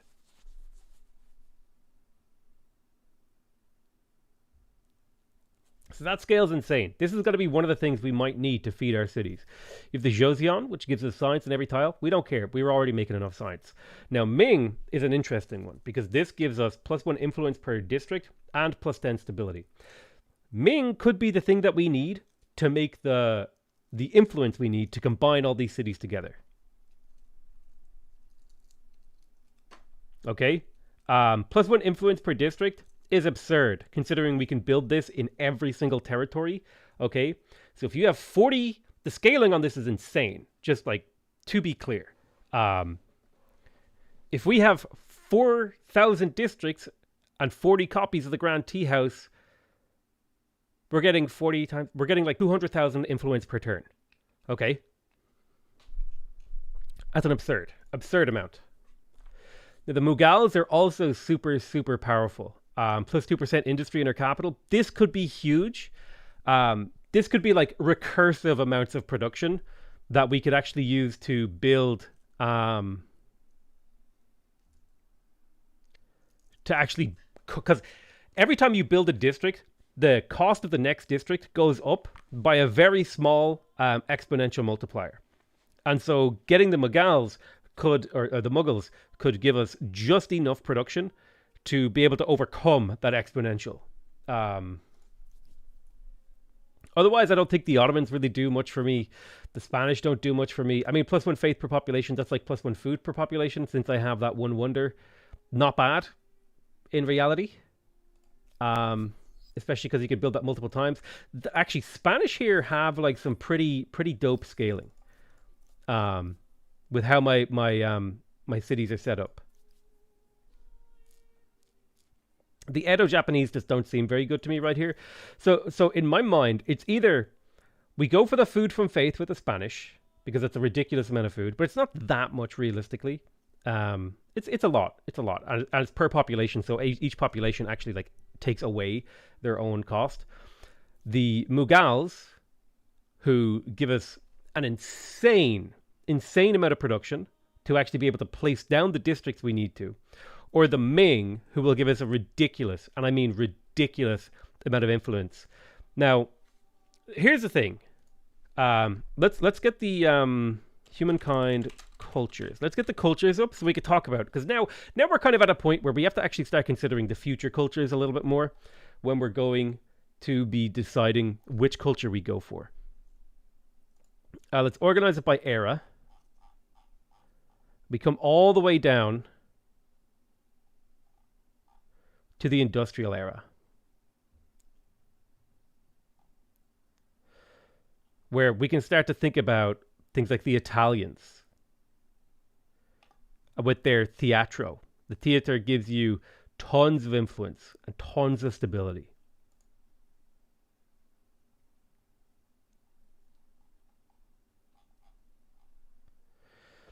But then the Opern House also gives you a ridiculous amount of stability because it gives you 1 stability per district in the city. Like, this is a ridiculous amount of stability.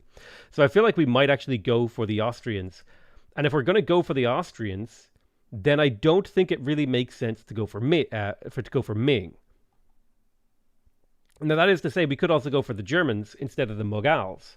So I think in the end here, what we want to pick is a food, a production, and an influence. Right? Those are our next 3 options. And we want to get one of each. We want the influence guy so we can actually combine the city together. We want the production guy so we can actually build all the districts. And we want the food guy so we can actually feed the city. So we have to pick soon. And I kind of like that the hacienda, if I remember correctly, is pretty crazy. Is it what does that do again? Generates food with multiple districts, especially adjacent. Yeah, the hacienda gives you +1 food on tiles producing food. So that's crazy amounts of food. So I could go for them. I could go for Mexico instead. And they also give you a 10% food thing.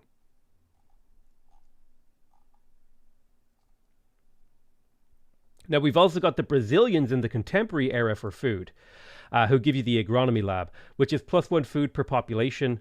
And if you consider, we build that in every single piece of land that exists in my entire empire, right? If we build that everywhere, we can do, like this city. If we combine these like 3 cities together, that's like 12 territories. That's 12 food per population. Right now, my people are eating about 10 food each. About 12 food each, roughly.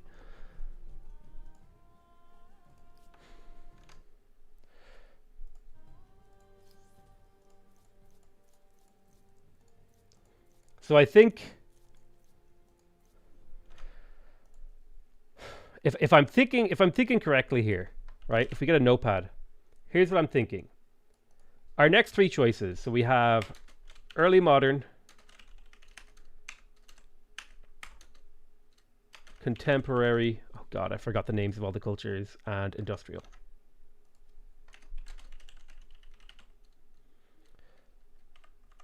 We've got early modern, industrial, and contemporary. I think in the industrial era, we're going to be picking Austro-Hungaria. Oh, you know what? There's actually a way to do this that might actually be helpful. Type food influence. No. Stab/influ. And then prod. Okay. So we want to get one of each of these. So our option for stability and influence is Austro-Hungary. For early modern, the food is the Haudenosaunee.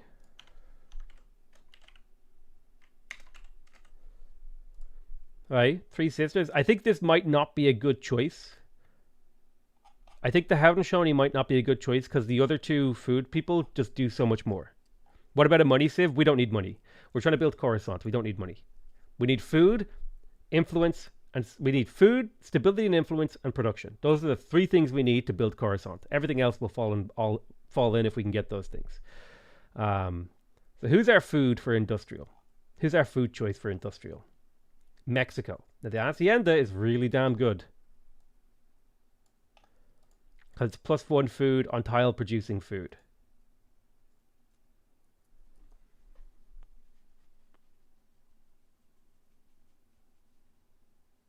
Let me have a think about this.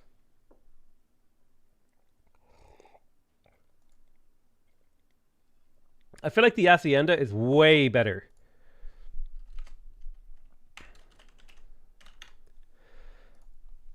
I feel like Mexico might be the choice here because +1 food on tiles producing food scaled is insane amounts of food. Then again, the agronomy lab makes your population pay for themselves. So that also has like a crazy strong benefit. But the problem is that Mexico conflicts with Austro-Hungary, and we definitely want to be picking Austro-Hungary because our other choices for stability in these other eras, like the early modern, is like Ming. Ming is strong as hell, I'll agree. But they don't give nearly as much stability, and stability is going to be a big problem for us going forward. Now, the problem is that I also have like a disgusting choice with the Mughals here, because the Mughals are for production. The 2% industry buff plus the Jama Masjid, which turns gives me +3 industry per worker per thing I build. That's ridiculous. Ridiculous. This is ridiculous. Okay. How could I not pick this? This just feels like the right choice. And then in the industrial, we've got like Persians. No. Wait, what's caravanserai do? No, not doing Persians. Siamese, floating market. No, don't need it. Yeah, so I don't even really have a good choice for the industrial, aside from the Germans with the coking works, but that produces a ridiculous amount of pollution. +1 industry per population. Like, is +1 industry per population better than +3 industry per worker? Not a chance, dude. No shot. No shot is it better.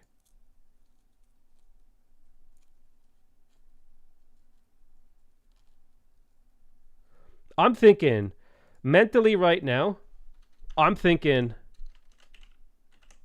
Mughals, Austro-Hungary into Brazil. That's the decision I'm looking at here. Because the Germans are good. The Germans are good. Now, we do have to look at the contemporary option for production, because I believe there is this disgusting civilization called Australia, and they have this strip mining complex. This is an absurd amount of production, okay? This thing is ridiculous. 50 industry per adjacent strategic. That's a stupid amount of production. And they also just give you a straight up 20% industry boost.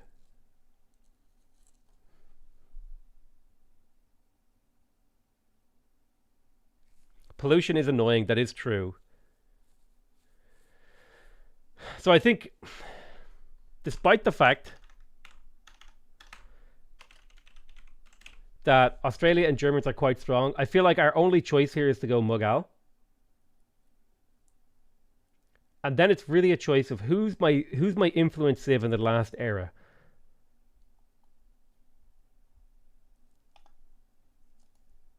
They've got the Egyptians, which is +3 influence per adjacent district. No stability, though. I need stability, Egypt.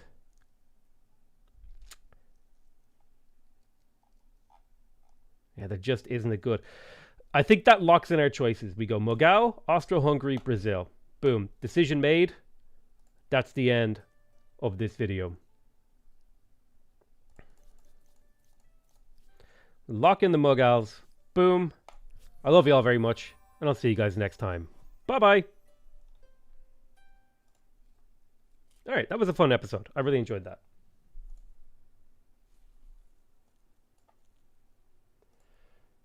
Recordings. We're not done yet. This is Humankind.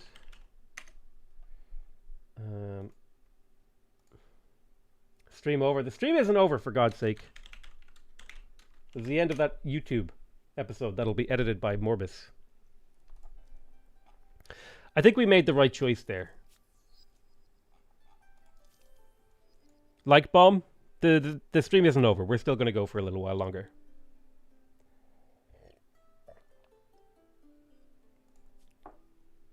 Oh, baby. How's Twitch chat doing? I haven't talked to you guys in a while. Hello, Taters. Hey, Christian. Negative stability. Yeah, that's what Austro-Hungary's for. You doing good? Quilliant, nice to see you, buddy. What made you choose Mughal? Were the elephants? To be honest with yourself. True, it was the elephants. So many people left. I mean, that's them being dummies. Anonymous List, thank you so much for the resub. No, sorry, becoming a member of the channel. You are a hero of the imaginary revolution. Thank you so much, dude. I appreciate you. Speaking of which, if you find this stream entertaining and you're at work, you have a job. That means you can press the join button and give me $2 a month to be a member of this channel and get access to a special little icon in chat. That's where you see those people typing that they have little green things. You could have a green thing.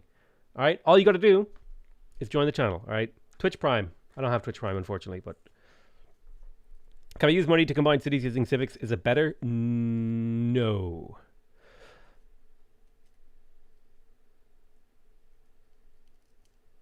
Austro-Hungary just makes giant cities not fall apart. You could have a green thing. In fact, for 30 seconds, wait, how do I make it green thing only? What do you guys think? How did you guys think of that? How did you guys think of the medieval era, right? We're heading into the contemporary, and things are going to get very squirrely very quick. In the time it takes me to eat this vitamin C chewable, that's how long you have to talk to me before we start playing again. Frank Giretti, thank you for becoming a member of the channel. I appreciate you. I don't like that Streamlabs isn't showing me members anymore. It's really triggering me.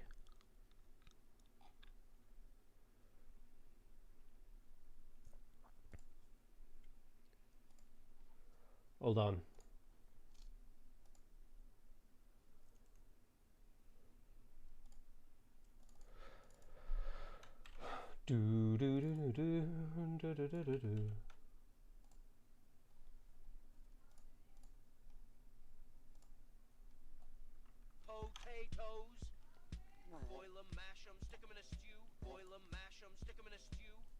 Now it's working. Cool. Okay.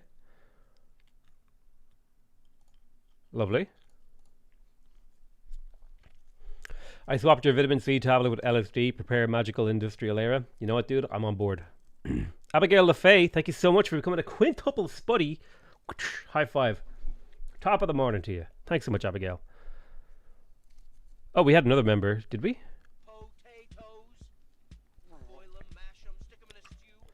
Press $sign. YouTube, unfortunately, you live in a country where you can't give potato money.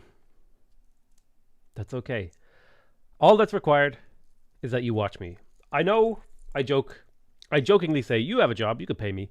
But realistically, if you just don't want to give me money, you don't have to. I say that to remind people who are like, actually, you know what? I can give them $2 a month, right? You don't have to give me anything. All my content is completely free. You can watch it with ad block if you want, right? That's all I ask is that you, if you like my videos, watch them. Maybe hit the little like button.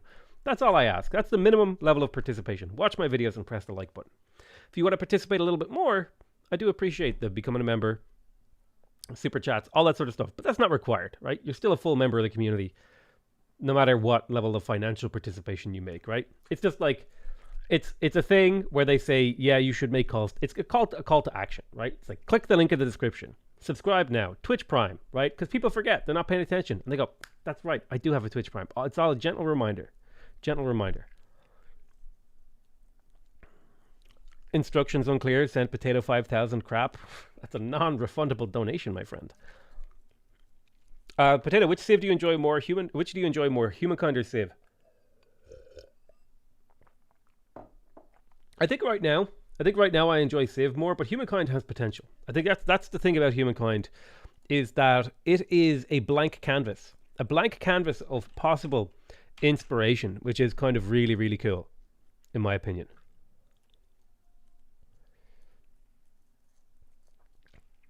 That's what excites me about it.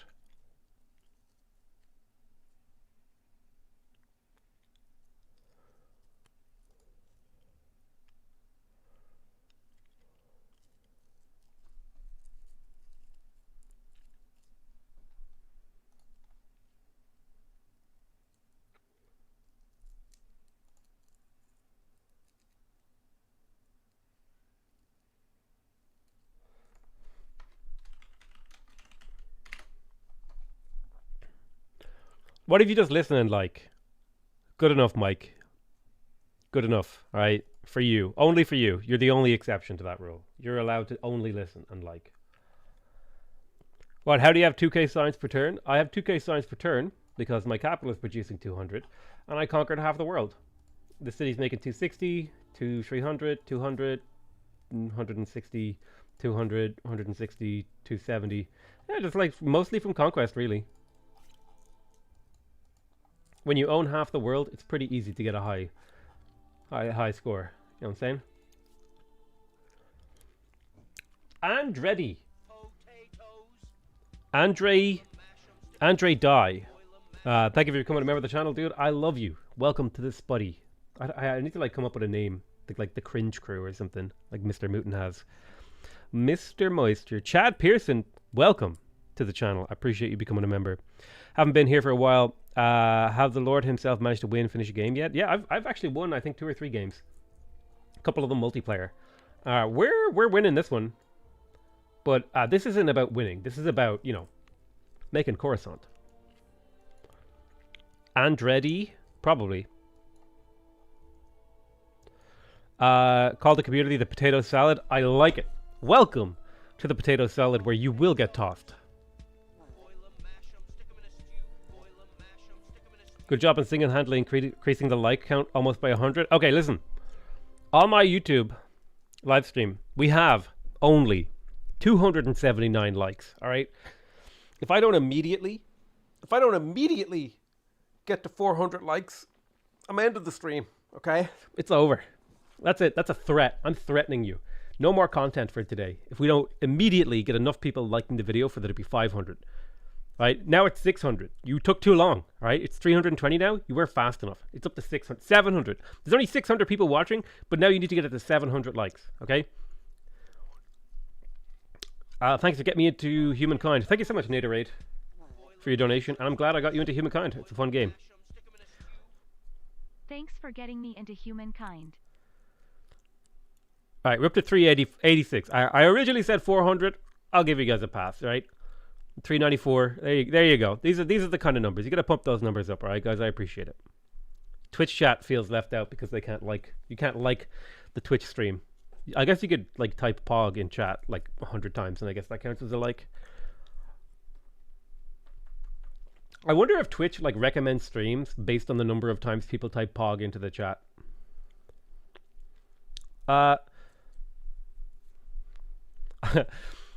Inkers fan 2003 unliked. Now I can go do something productive. Thank you so much for the resub, dude. I really appreciate that. I wish it would show up in my alert box. It's really triggering me. All right, we're almost done with our vitamin C chewable thing, which means back to the game.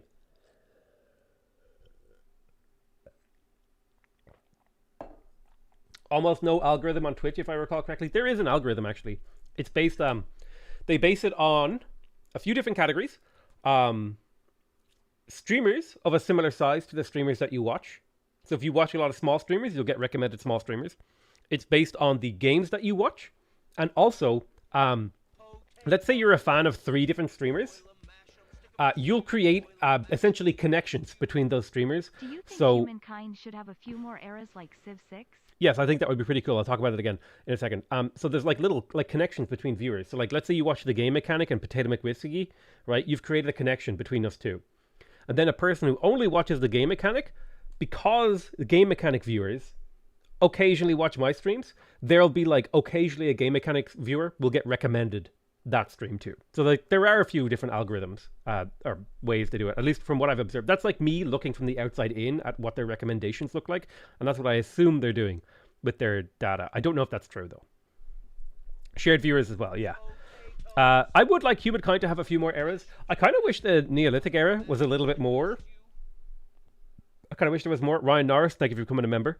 I do feel like there's an awful like. It kind of goes like, oh, ancient era, classical era, medieval era, and then it's like tanks and guns. I feel like there needs to be. I feel like early modern. The problem is that we have like an acceleration. Once we get to here, we rush through this very, very quickly, and it doesn't. And like the contemporary era is so massive, like aerial warfare, free trade, mechanized harvesting, communication satellites. I feel like some of this could be maybe broken up a little bit. Yeah, I feel like that could be broken up a bit. Just a smidge. Can we get Potato to 420 dislikes and 69 or 420 likes and 69 dislikes? Probably. Getting a tech every turn in the late game, that means yeah. Everything gets so obsolete in the late game quickly enough. Okay. We are done sucking on our vitamin C thing, which means we go back to playing. Shout out to ya boy Spiff and Brit and Lewis for making my life easy. This game. Right, we're gonna be making war on these guys. I need more demands. I might actually refuse their demands, which means I now have the war support advantage. But let's load into the game.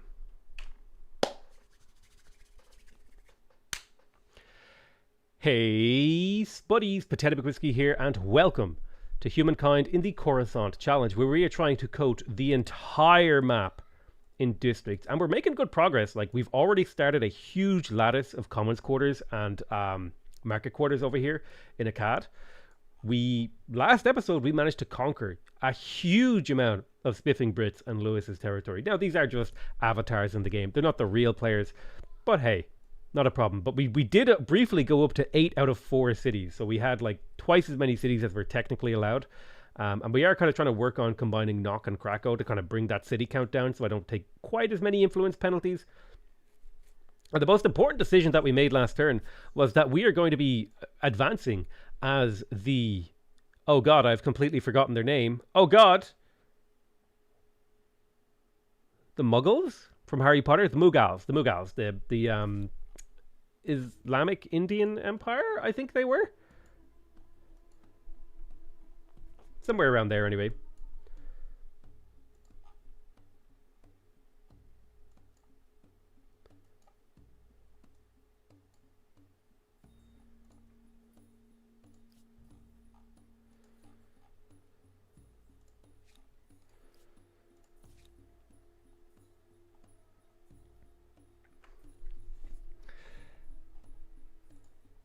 So like I was saying in the last episode, a big problem we're going to be running into is feeding ourselves in the late game. So a big emphasis on food right now is going to be a big help in the long run. But yeah, this is the next era. We already got to build a star. We should probably hit a few stars, honestly, straight out the gate. Yeah, we're close to getting builder stars, agrarian stars. We already have expansionists. I would like to do another war this era and kill Spiff and Lewis for good. Verheyen, thank you so much. Morbus, make sure to cut that stuff out. Thank you so much for becoming a member of the channel. Verheyen, I love you!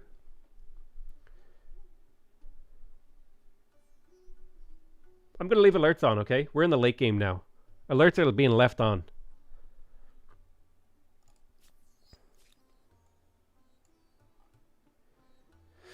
So the most important thing that I need to start building now is the Jama Masjid. Because this is going to give me 3 industry per worker. Which is crazy good. And in the long run, it's going to do some serious work for me. So it's going to find somewhere where I could do like a relatively simple prioritization of it. Because 3 production per worker is like per district. So my workers are going to be worth like however many of these I build each. So like if I build 30 of them, each worker is producing 30 production, which is absurd amounts of production. But a new era brings new technology, and we're going to pump our way through this tech tree very quickly. I think the most important thing here is to pick up luxury manufactories for patronage for luxury manufactories, because getting these extra bonuses from these these luxury resources. Now, a bigger map would have more luxuries that would make this a little bit more viable. But all these extra bonuses, like if I get coffee, I'll get 20% food. If I get saffron, it'll be 20% food. 5% industry from ebony. I already have the marble effect. So just these little bits of extra food are going to help out a lot. It's also time to maybe consider claiming another wonder, because we are sitting on an absurd amount of influence.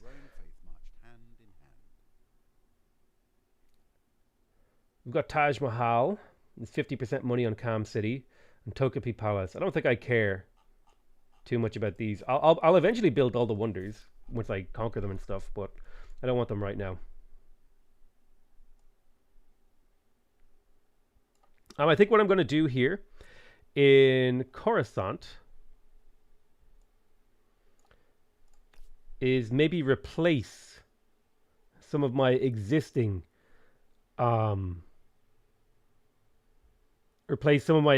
makers quarters with these rather than build new ones, because it just like it means my adjacency is a little bit better.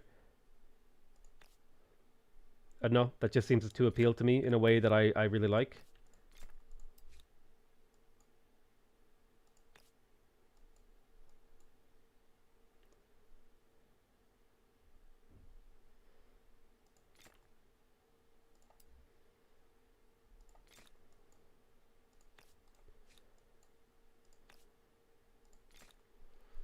So we've got 4 Jama Masjids ready to go here.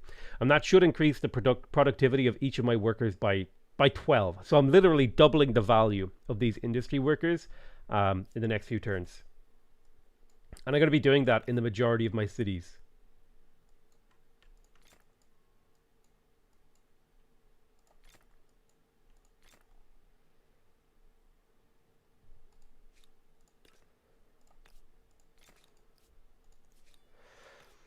Which doesn't make like the most interesting video ever, right? Because I'm just going around placing production districts everywhere.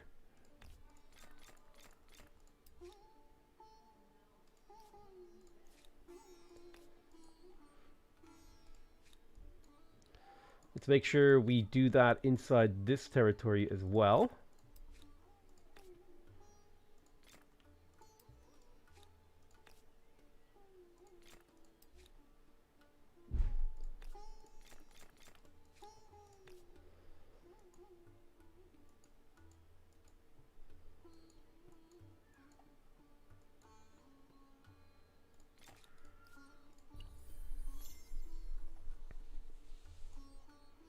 We should see my capital's production now go like completely insane.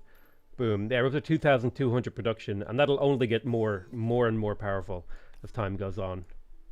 We're only like beginning to show our power level.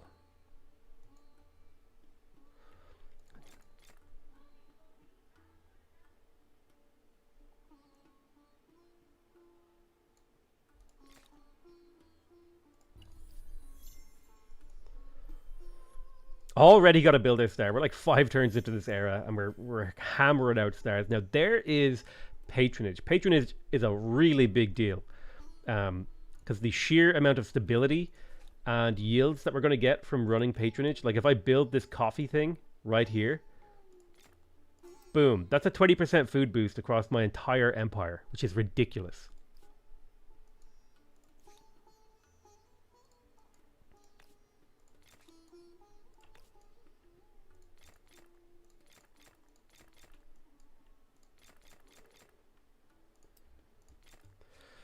So I'm just spamming out industry districts because I will need a certain amount of production throughout the game to maintain my cities. That's like my main goal for this era. I have plenty of science. I don't need gold. Right now it's all about that production.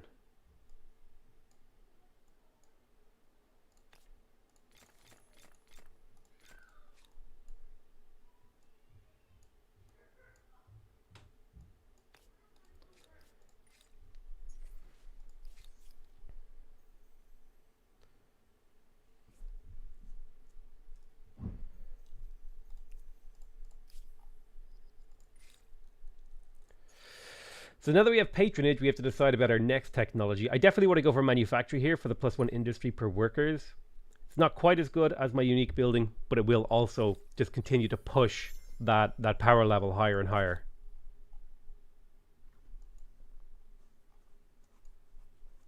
So the amount of stability and stuff now we're getting from coffee is crazy. 40 stability in every city and 20% food.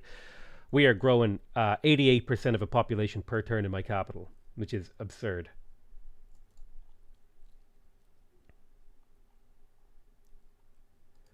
How are we doing on war? Are we ready to declare war yet on these guys? Let's go ahead and refuse his demands.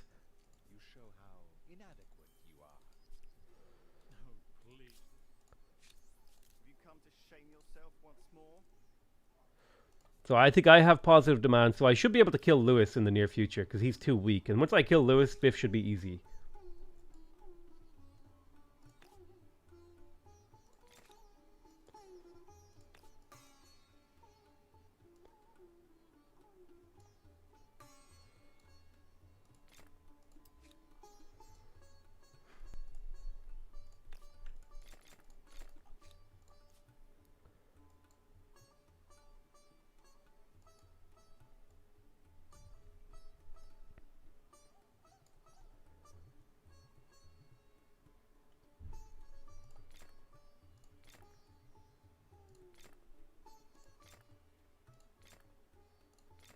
My god, look how many buildings I can build in a single turn of my capital with 2,500 production. That's so nuts, dude.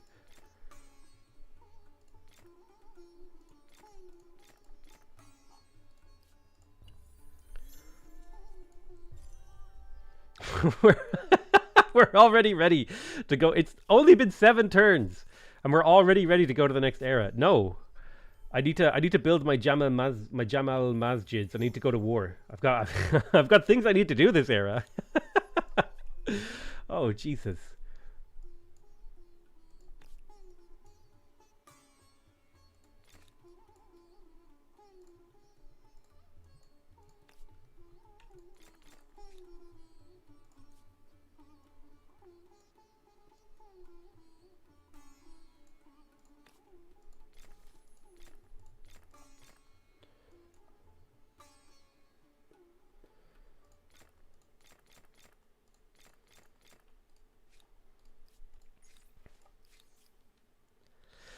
So artistic ownership, we can choose between influence on research quarters and influence on commons quarters. I don't think I care about that choice. What we are going to do, though, is come over to Krakow, because we have finally reached a point where we can absorb these cities together and start to completely rebuild them from the ground up.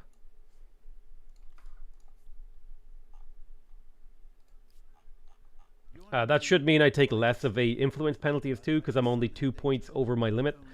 And that frees up a bit of headroom to actually do the conquest that I want to do here in a few minutes.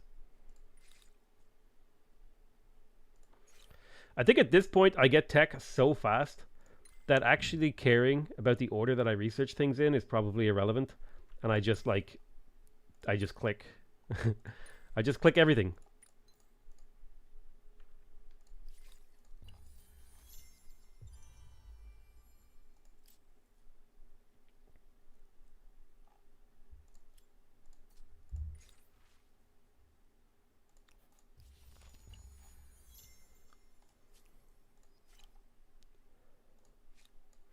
All right, cool. So the massive carpet of production over here is nearly completed. I will throw down a few more industrial zones, purely just to kind of surround these unique districts that get extra benefits from it.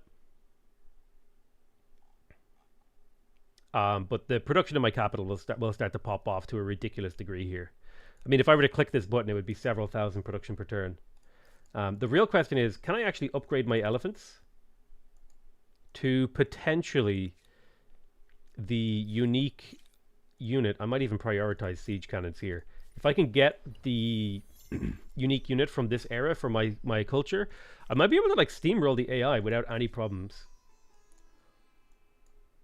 Oh yeah, look at this massive carpet of industrial zones and unique districts. Probably will wrap this once more, and then we need to start thinking about stability in here.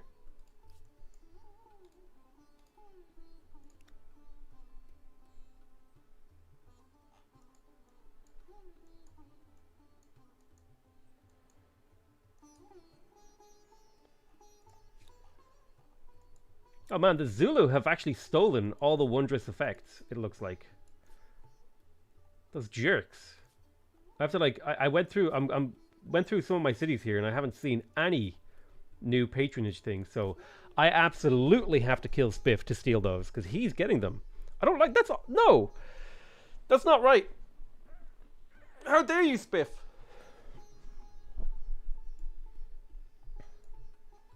I do think it's time, though. I would like to keep adding more territories to my capital. So, like, boom.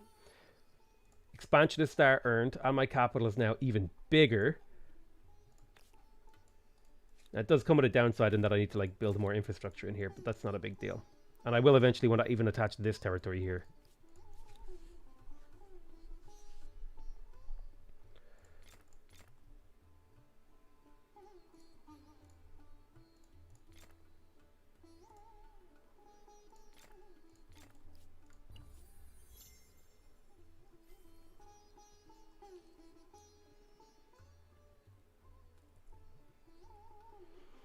Hey Potato, there's a way to save influence when combining. When you ransack your city and rebuild the outpost next turn, all your districts will not get destroyed. You can add outposts then cheap. Yeah, but I then lose all the population. And I don't like that. Amplitude Studios in the house. Oh. What are the chances that you get a production level over 9,000? That'll be easy. Let me tell you. In fact, I could probably do it in the next few turns of my capital if I really wanted to. Just like pop this button, boom.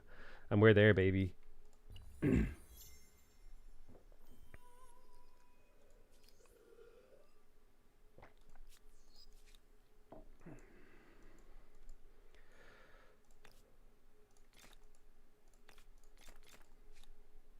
Stability is becoming a little bit of a problem here in the capital. Let's do some garrisons on the coastline, because we don't care so much about the coastline.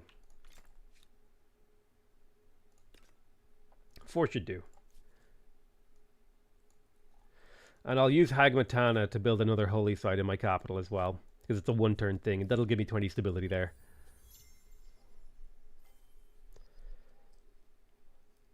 Alright, we have access to the Gajnal now, which is a 49 combat strength gunner unit with 4 range. This thing is ridiculous. This dude has an actual, literal, a literal cannon on this elephant, by the way. Look at that. What is the guy in the spear gonna do? What is this guy gonna do? The dude above him has a cannon. Okay, what is your little spear gonna do? Nothing. I love that. The juxtaposition of like some dude carrying an actual like artillery cannon on an elephant, and it's like that meme. You know that meme, the drive me closer so I can hit them with my sword? Like, that's what I see. That's what I see there. So what happens? Oh, man, that's expensive. That's expensive. For 3? Wait, how much combat strength do I get out of that? I go from 46 to 53. I think my production is so high that I'm better off just building a new army.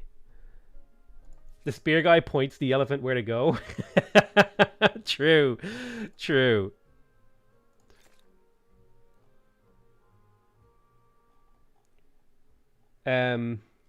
Yeah, honestly, I think it's actually cheaper if I just build some elephant units. I'll probably get like 2. You know what I'll do? I'll build them in my capital because I can get like 2 stacks in there pretty quick.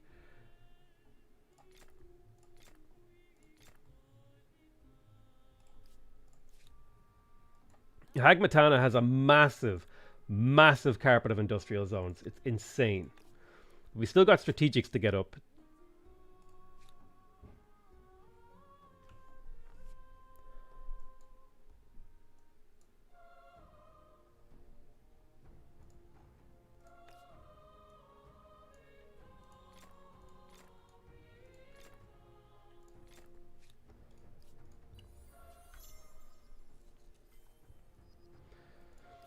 Disband your old elephants for the pop and turn them into new ones. I guess I could, in theory, do that. I mean...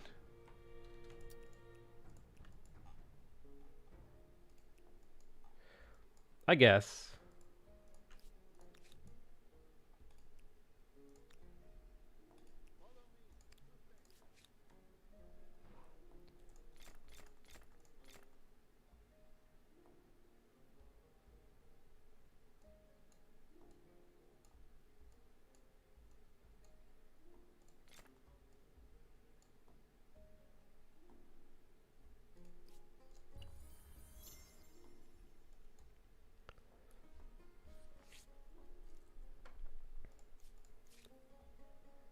Oh my god, these are level 2 elephants as well. That's crazy.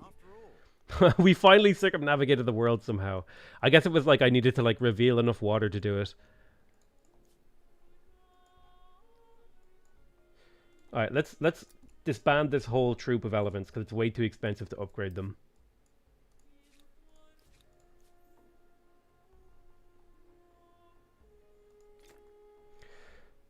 Grain silos for +2 food from farmers. Very good. This city's actually running out of food. So it's about time that I got some food in here. Let's have a look and see what our options are in terms of food. There's a nice food area over here to the north. So I reckon that's where we'll start filling in some food.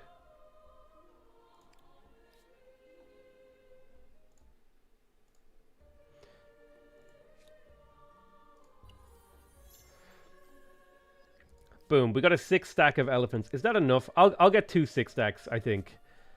2 6 stacks should do the job.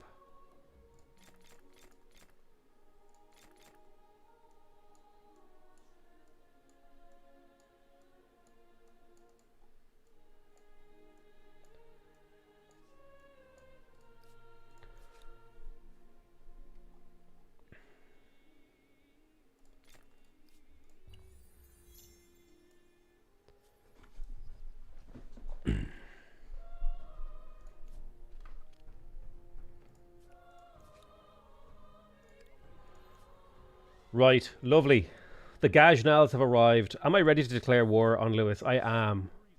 Oh wait, what? Oh, I clicked on Spiv instead of Lewis. Yeah, we've got a 100% war score. We're ready. We're ready to kill him. He lured my population. I guess I could add a demand. Why not? And yeah, I think we just declare war this turn.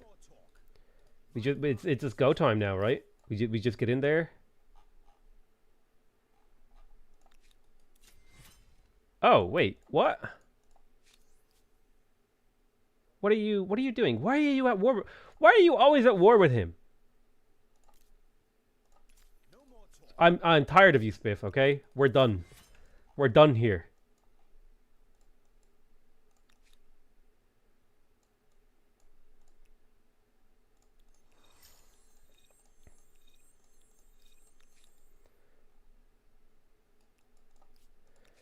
Getting in my way. Being annoying. Existing.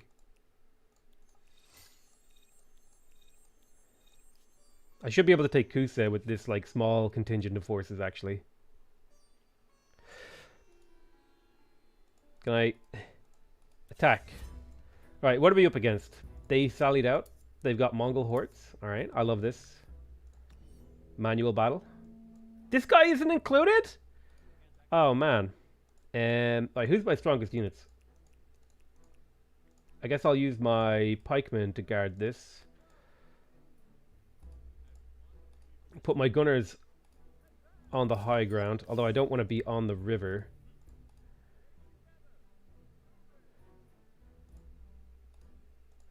My 2 pikemen there to protect that, and then we'll deploy these next turn. So what do you got? Probably come at me with their Mongol hordes.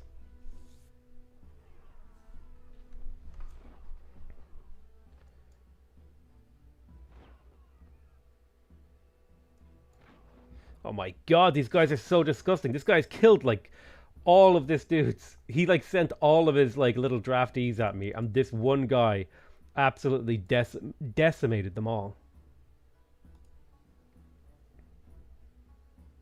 Unit can't attack this round. Ah. Can gunners not move and attack? Is that a thing?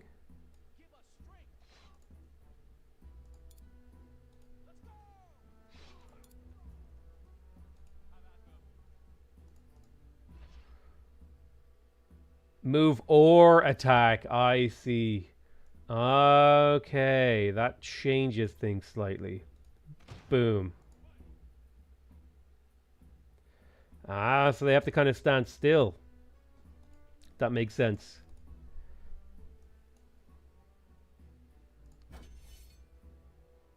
He's trying to capture my flag. What? You have been debated, good sir, into a terrible position for your team. Boom. Easy kill. Alright. Completely conquered Lewis now. We should be able to take his cities. He should surrender next turn because he's completely out of the fight. Unless he has like units wandering around somewhere. Oh, there's a stack of winged hussars over here.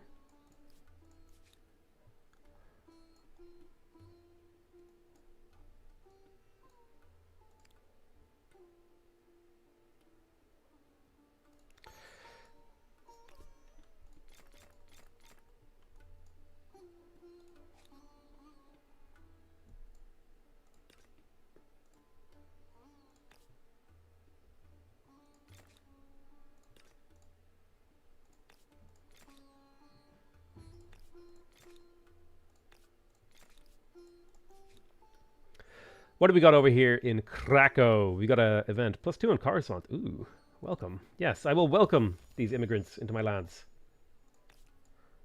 At least I think that was the immigrant event. I don't remember.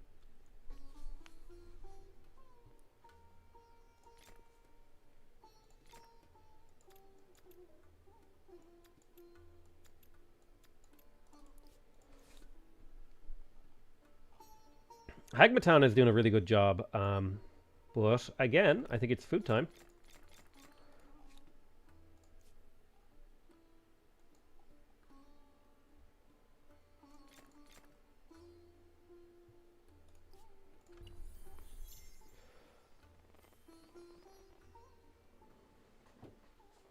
A tree-masted ship. Perfect. Technology. Yep. So Lewis just lost because I had him completely occupied.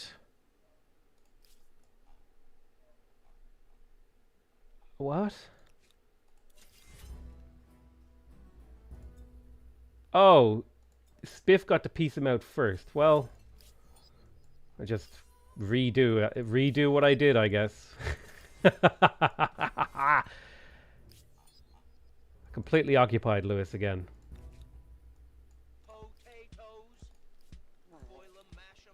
Spiff has been a thorn in my side this entire game. How dare he? Ericant, thank you so much for becoming a member of the channel. I love you. Appreciate you, man. Thank you.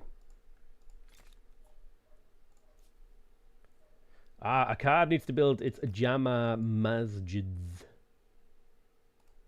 Where are we going to do that? Let's have a look. Ooh. Yeah, I like this plan. One here, one there, one there. And then we'll just kind of crack one down here.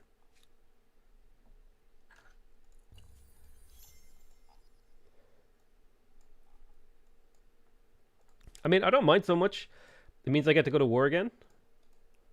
And get a whole bunch of these militarist stars for fighting Spiff. I think it was because Spiff got to piece him out first, so he took suzerainty or like control before I was able to. So we'll go attack Phaistos. We'll get our second 6 stacks of Giga Elephants over here towards Kerma. How long does Spiff stay in the war? Oh, he's happy to stay fighting. Very good. Very good. So what do they got? They got a little bit of winged hussarage. Let's manual battle the Zulu. End deployment.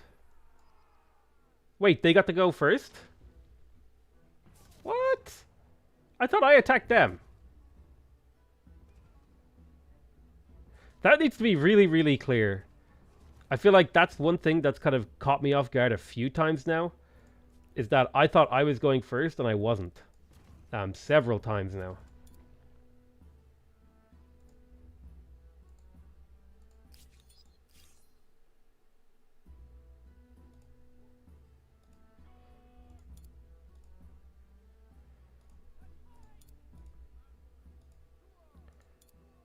Multiple times I've been caught off guard by that. Oh, we have the combat animation bug. Things are still happening, it's just the combat animation bug, so I'm just going to quickly save and reload.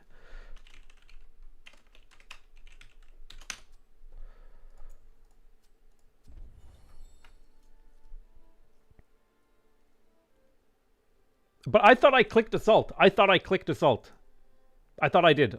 Maybe we need like a action replay. I thought I clicked assault and I would get to go first. I must have like clicked it just as they pressed sortie. But I feel like again, if I'm the one initiating the siege, I should get it should be whether or not I choose like if I choose to put the city under siege, then they can sortie. But if I don't click like the wait until next turn button, then I get to always initiate. You know what I mean? Alright. Shoot this guy.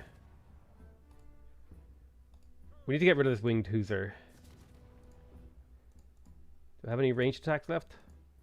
I think I used them all nearly.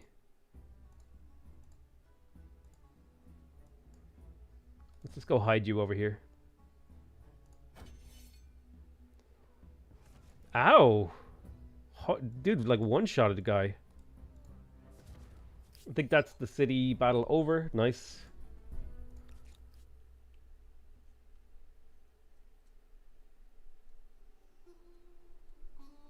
You clicked assault, but the AI cheats, so you have to check whose flag is threatened. Okay. Even if you click sustain siege, they can sort you out to attack with first turn. But I was the one who assaulted. Usually when you assault a city, you get to go first. And that's why I'm really confused. There's like something not right there, right? Because I'm clicking the assault button and they are getting to go first.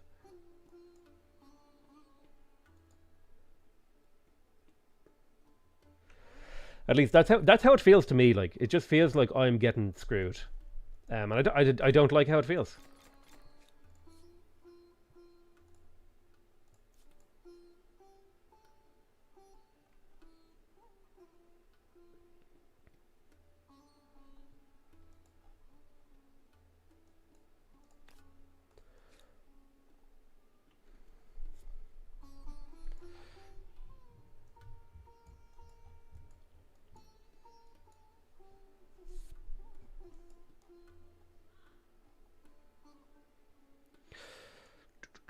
What am I doing in this city of Kahwahi? I think we just do a whole bunch of farming in here. We just want lots and lots of food. We're eventually going to need like an absurd amount of food. Provide a perfect balance There's naval artillery. Study and collect stars at the same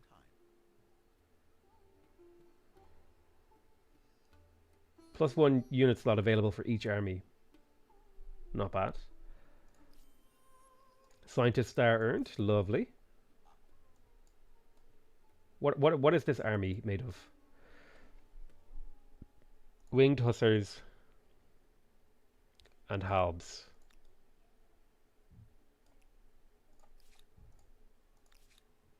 Units are in position. I get to attack. Manual battle.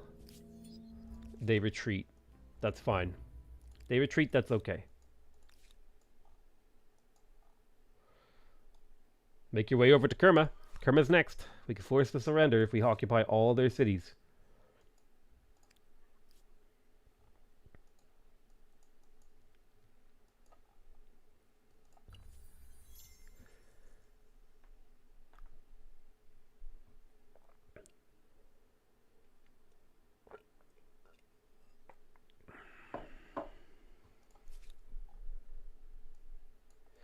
So I don't know where his units went. Somewhere in the fog of war, presumably. I'll send like a single elephant to scout.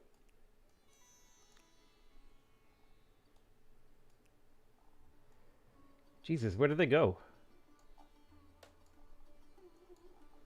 They actually just straight up disappeared off the map, it seems.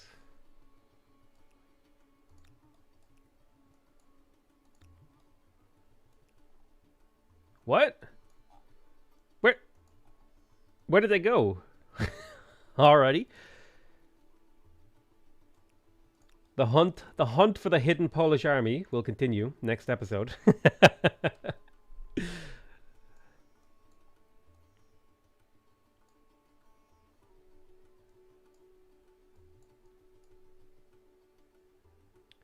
Alright, let's begin the siege of Kerma, right? You know what? I'm assaulting. He doesn't get the reinforce. I actually think I can just instant resolve this. Yeah.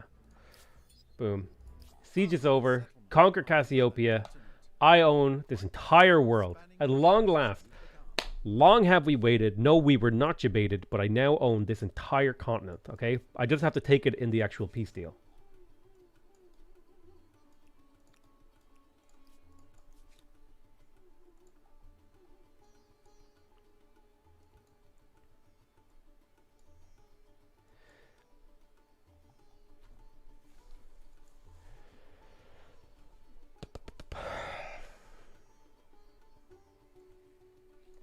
So thinking about developing my capital going forward here. Production is key, but we obviously don't want too many makers quarters in each like section of the map because it'll that'll cause its own issues. So we do have to be a little bit careful about how we develop it.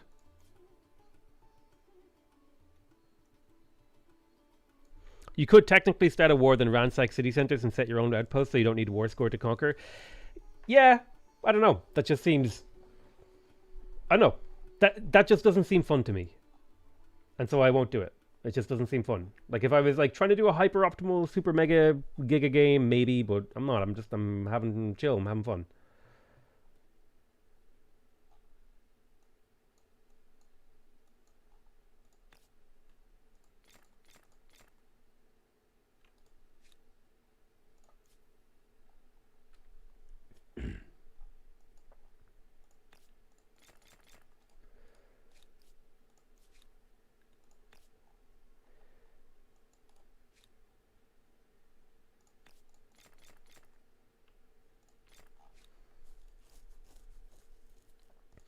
The carpet of districts is starting to get really, really nice, though. You can see here, every single one of these hexagonal things with a color is a district and a type of district. White is either luxuries or emblematic districts. Green is agrarian districts. Orange is industrial zone quarters.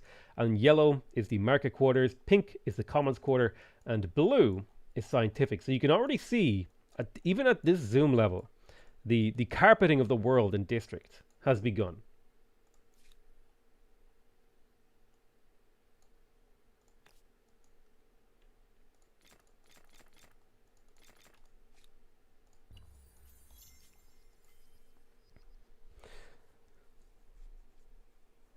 Now, we have a huge potential here with chartered research companies, +2 money on outpost, as well as plus 10% money and +2 money per trader.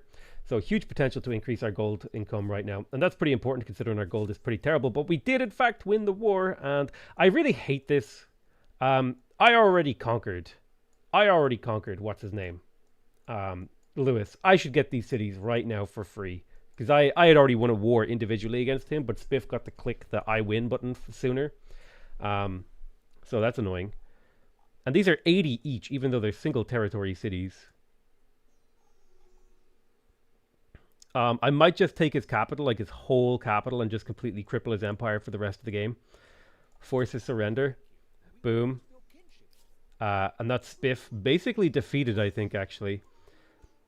And then I just have to, like, individually go to war with Lewis. Actually, I don't know what happens when you kill a civ who has a vassal. Like, what happens there? That's crazy. Never seen anything like it in my life. I'm going to refuse. Surely I should have all these wondrous effects now. Yeah, the Mughals. We benefit from these wondrous effects. Ah, yes. So this is actually massive. Now we're getting 50 stability and 25% science in every city. Another 50 stability and 25 science in every city. 20% food, 40 stability, 30% food, 60 stability, 15% production, 30 stability, and 20 industry, and 40 stability. That's ridiculous. We actually just won, all right? We won. And now it's just like a fun optimization problem of how efficiently. Did you lost, okay? Accept your loss. Where were these units? I checked the fog. where were they? Where were they standing? What is happening? where were they hiding? What?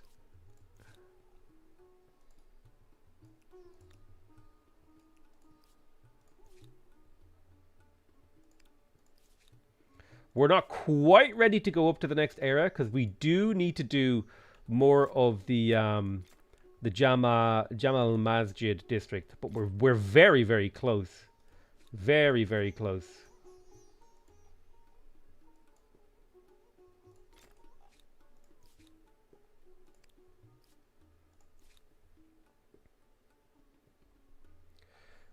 Phaistos has terrible stability. But it is getting better. So we'll probably just spend some time building basic infrastructure in here. Oh, we could build St. Basil's Cathedral, which is +1 faith per district. The combo is unlocked, baby. I think I own like all the wonders now.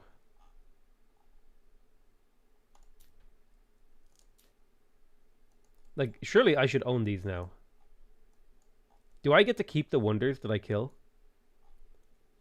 Yeah, do I benefit from the Great Lighthouse now?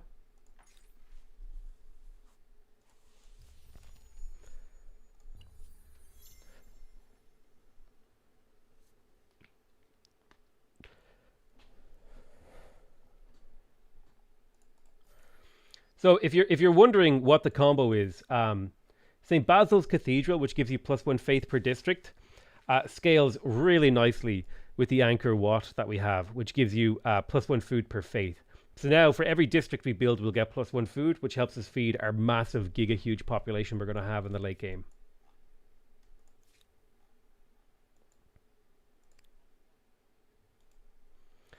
Somehow this guy is not out of the game. I am completely baffled. Oppressing my people. I demand. Thwarted our occupation. I demand. I demand. I refuse your demands. So I don't know, like Spiff is still technically in the game somehow. Which is so baffling. I think if I kill this army, maybe he's out. I don't we're in uncharted territory for like the game stability here. Okay, we've never seen anything like this. He has one oh my god, am I going to be able to do the meme where you block someone into a corner? No, he escaped.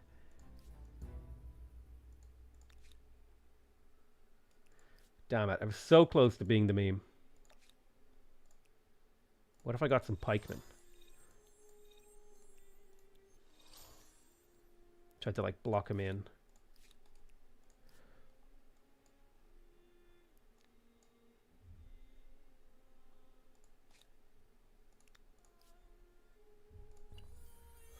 Ooh, I'm getting like flickering. Oh, I need to like fix that. Hang on.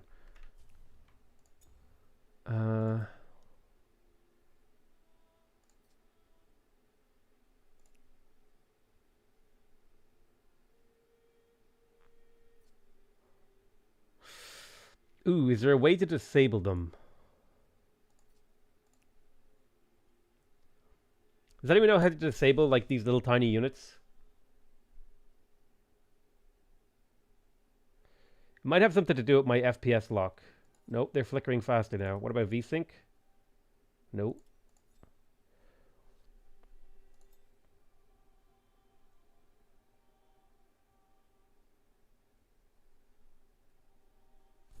You know what we'll do? We'll do a quick save.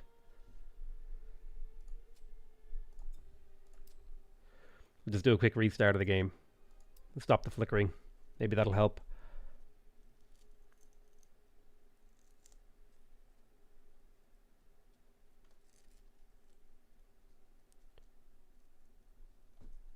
Also, I don't think a player having units means they survive, because I've been in situations where I've killed all of someone's cities and they still had units and they died. And those units just became barbarians.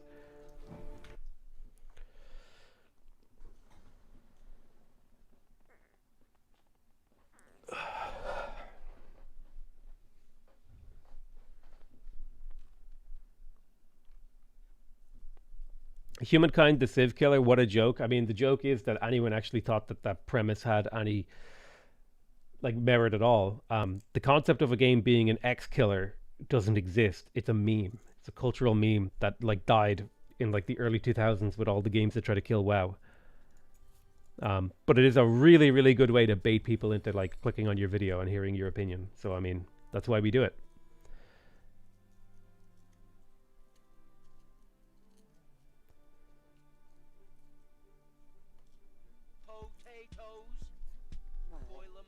Andrew Boudreau, thank you so much for becoming a member of the channel. I love you. Thank you.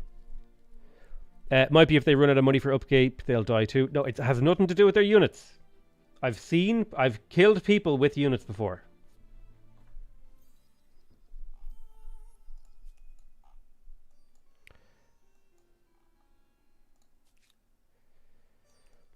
Alright, this guy is vulnerable. We shall take from him everything and leave him nothing. Is he trying to pillage me? That jerk. Let's begin the battle. No retreat, manual battle. Anakin, I have the high ground. I tried making a full map mega city on large map on Humankind difficulty, but an AI got to 36 Kelvin's pollution and ended the game. I did Harappans, Huns, Khmer, Ming, Italians. Also ripped Morbus's cut. Rip Morbus's cut. That money is all for me, baby. And Johnny530, thank you so much for the $1 you do. And Robert Stegman for the 10 Canadian dollars. I appreciate you, man.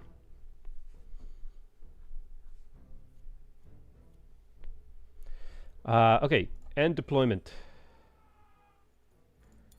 Create pikemen from the ethers.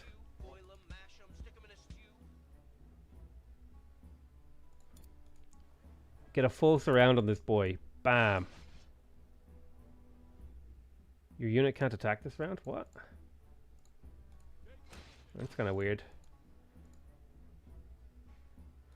Shoot. Come over here. Shoot the winged huzzah. Unit can't attack this round. Whoops. What do you got? Winged huzzah. You got some boom booms? Boom booms. Boom booms. Boom booms. Boom boom. Boom boom. I think we can auto battle this now. Why are you guys retreating? What? I guess he didn't have a target. Is he defending because this is his last group of units and he wants to retreat? Oh, that poor little sausage. That poor, silly little sausage. Oh, he's actually doing damage. Damn it.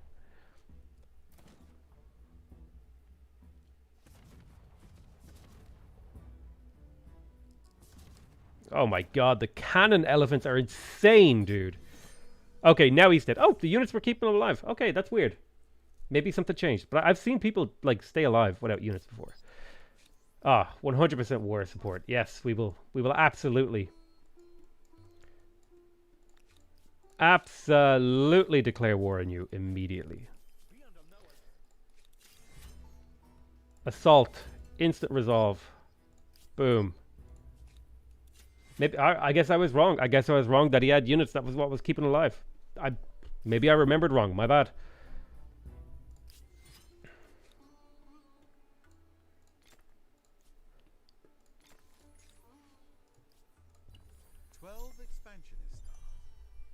Nice. Cathedral is as ornate as the place itself. Cathedral of the intercession of the Holy Virgin on the map. Before this war is over, I want to make sure I capture Velsna.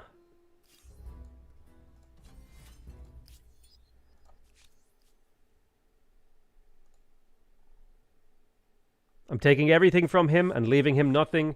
I own the entire world, okay? The entire world is mine. And now the real construction project can begin, right? We are going to build Coruscant.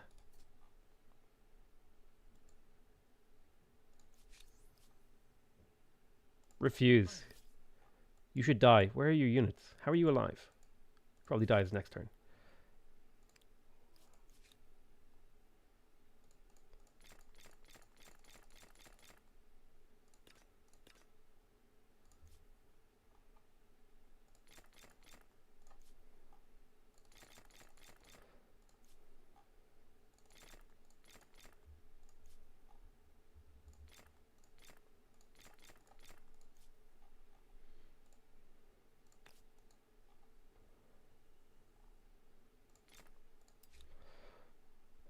All right, let's go through every city that we can to make sure that we are building the maximum number of Jamal Masjids. We want to have as many of them as we can get because once we're out of this era, we won't be able to build them anymore.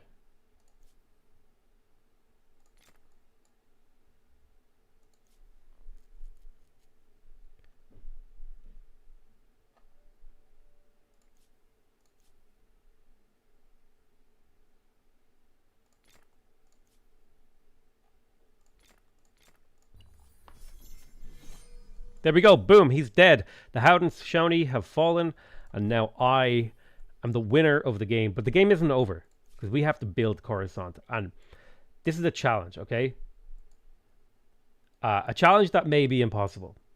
Because to put it in perspective again, the amount of food you need to feed a population scales like exponentially, as does the amount of production you need to build district scales exponentially. So this is going to get very difficult very quickly.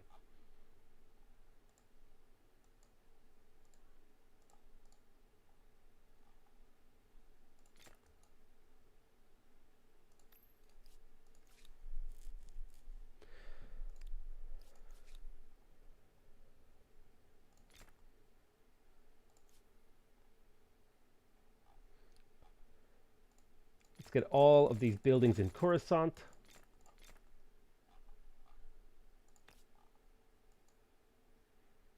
In Croissant, one might say. Building them in Croissant. The end of your journey. This is your last turn. All empires are vassalized. That's not good enough for me. I'm sorry. It's not good enough. Only 11k. It's not the true ending.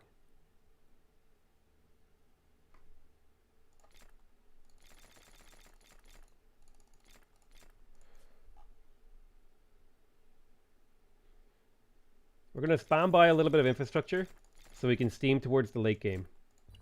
How will humankind remember the Empire? No one asked, okay? We're not done. And its remarkable The game may be over, but it's not over. is yours that has We're not done playing. mark Oh god, it's scrolling without me.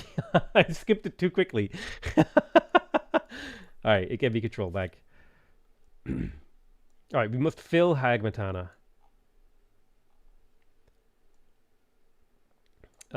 With districts. That is our goal. So what's the first city I'm going to claim with Coruscant? Probably Hagmatana, to be honest. It'll be the first city that I combine. Which means I want lots of infrastructure in here to make that price cheaper.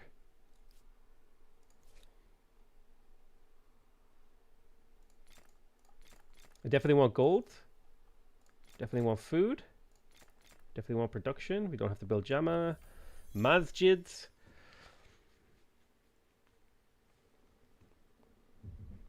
Ooh, ooh. We're doing it, boys.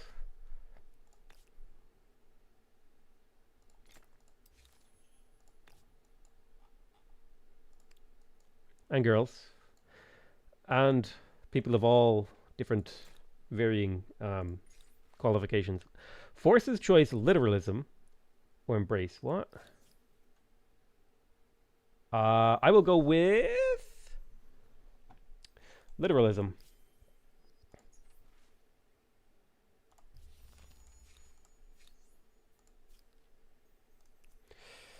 Foreign customs, political entitlement, money in main plaza seems kind of useless.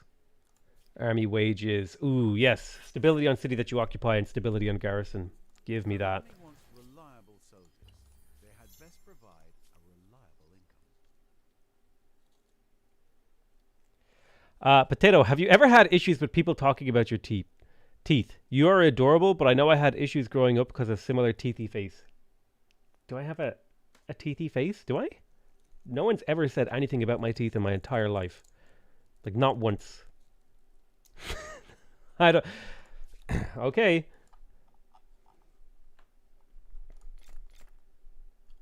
I didn't even know I had what would be considered a teethy face. Do I?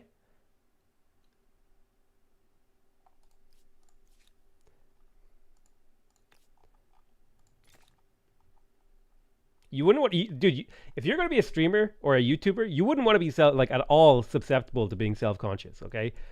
Because you would like, or hanging out with children, because children will just say things that will absolutely destroy. If you're not like emotionally robust enough to take on what a kid could say to you, you're in for trouble. Because they will straight up just be like, "Hey, why is your belly so squishy?" And it's like, dude,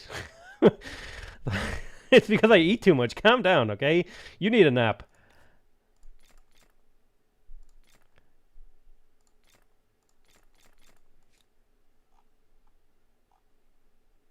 Maybe the farm thing is kind of out of order.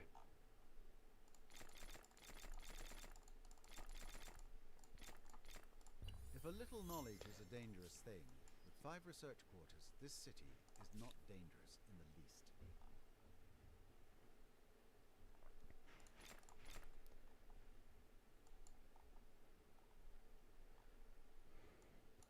You got feminine hips? Oh, well, they don't lie, let me tell you that much. You know what? I'm proud of my feminine heritage. Right? Wait, what is touching my leg? I don't like it. Ew. This is one of my cables under my desk.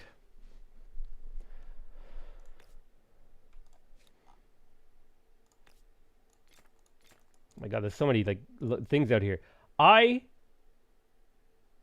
must pee like a racehorse, okay? I'll be right back.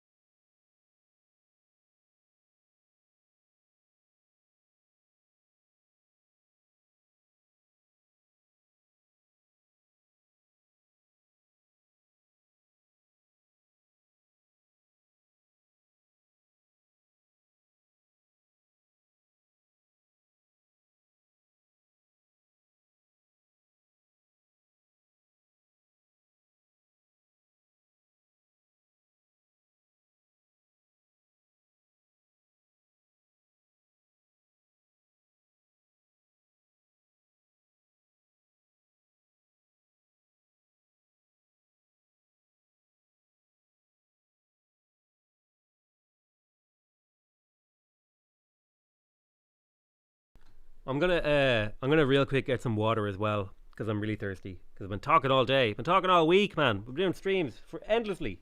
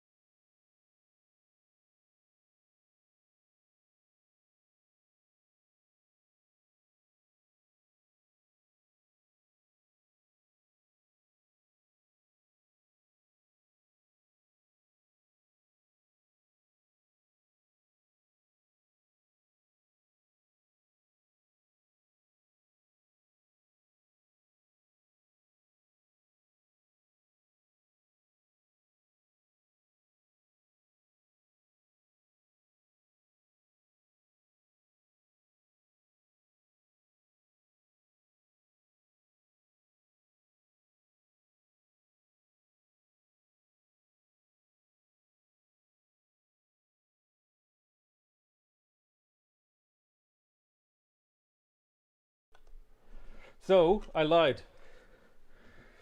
I heavily lied. What's going to actually happen is...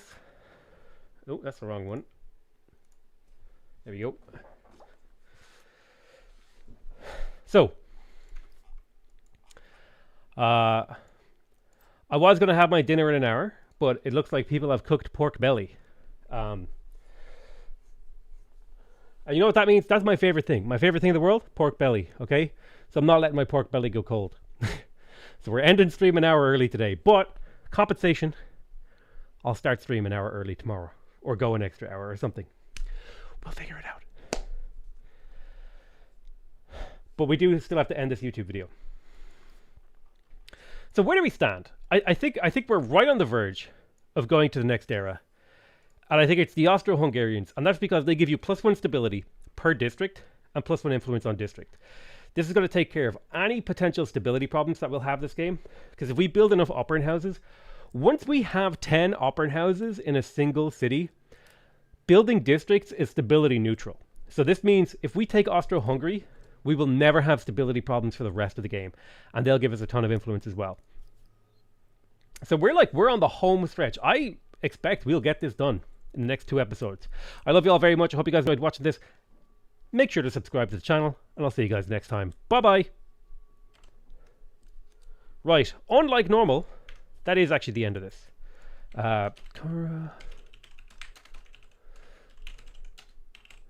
This is the Coruscant Challenge 3. Really hoping Potato didn't go look at his teeth. It's never bothered me. I have like...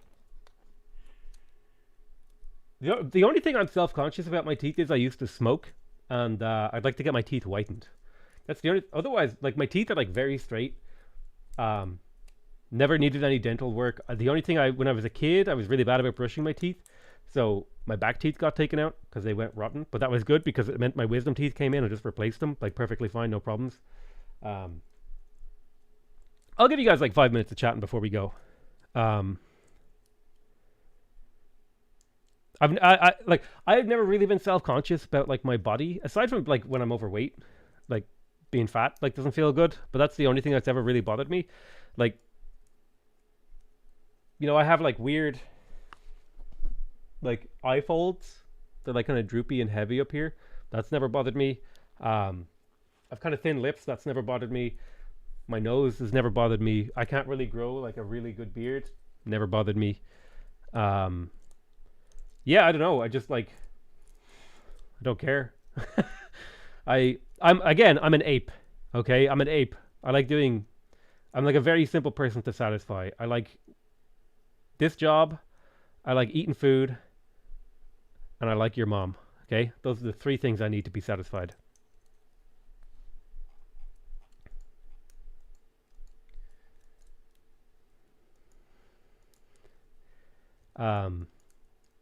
Like maybe when I was a teenager, things like that really bothered me.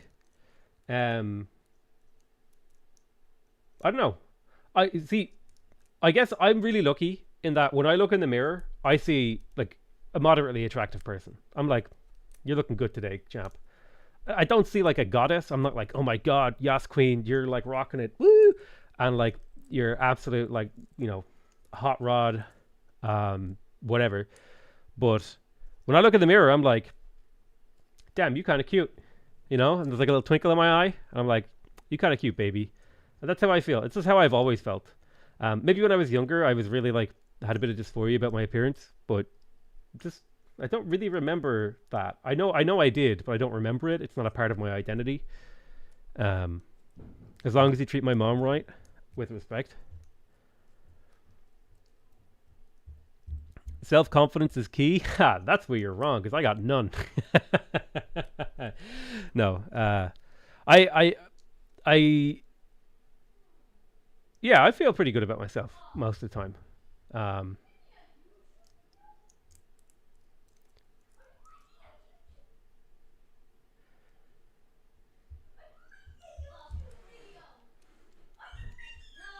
All right, my nephews are starting to act up. I gotta go lay the smack down. I love you all very much, and I'll see you.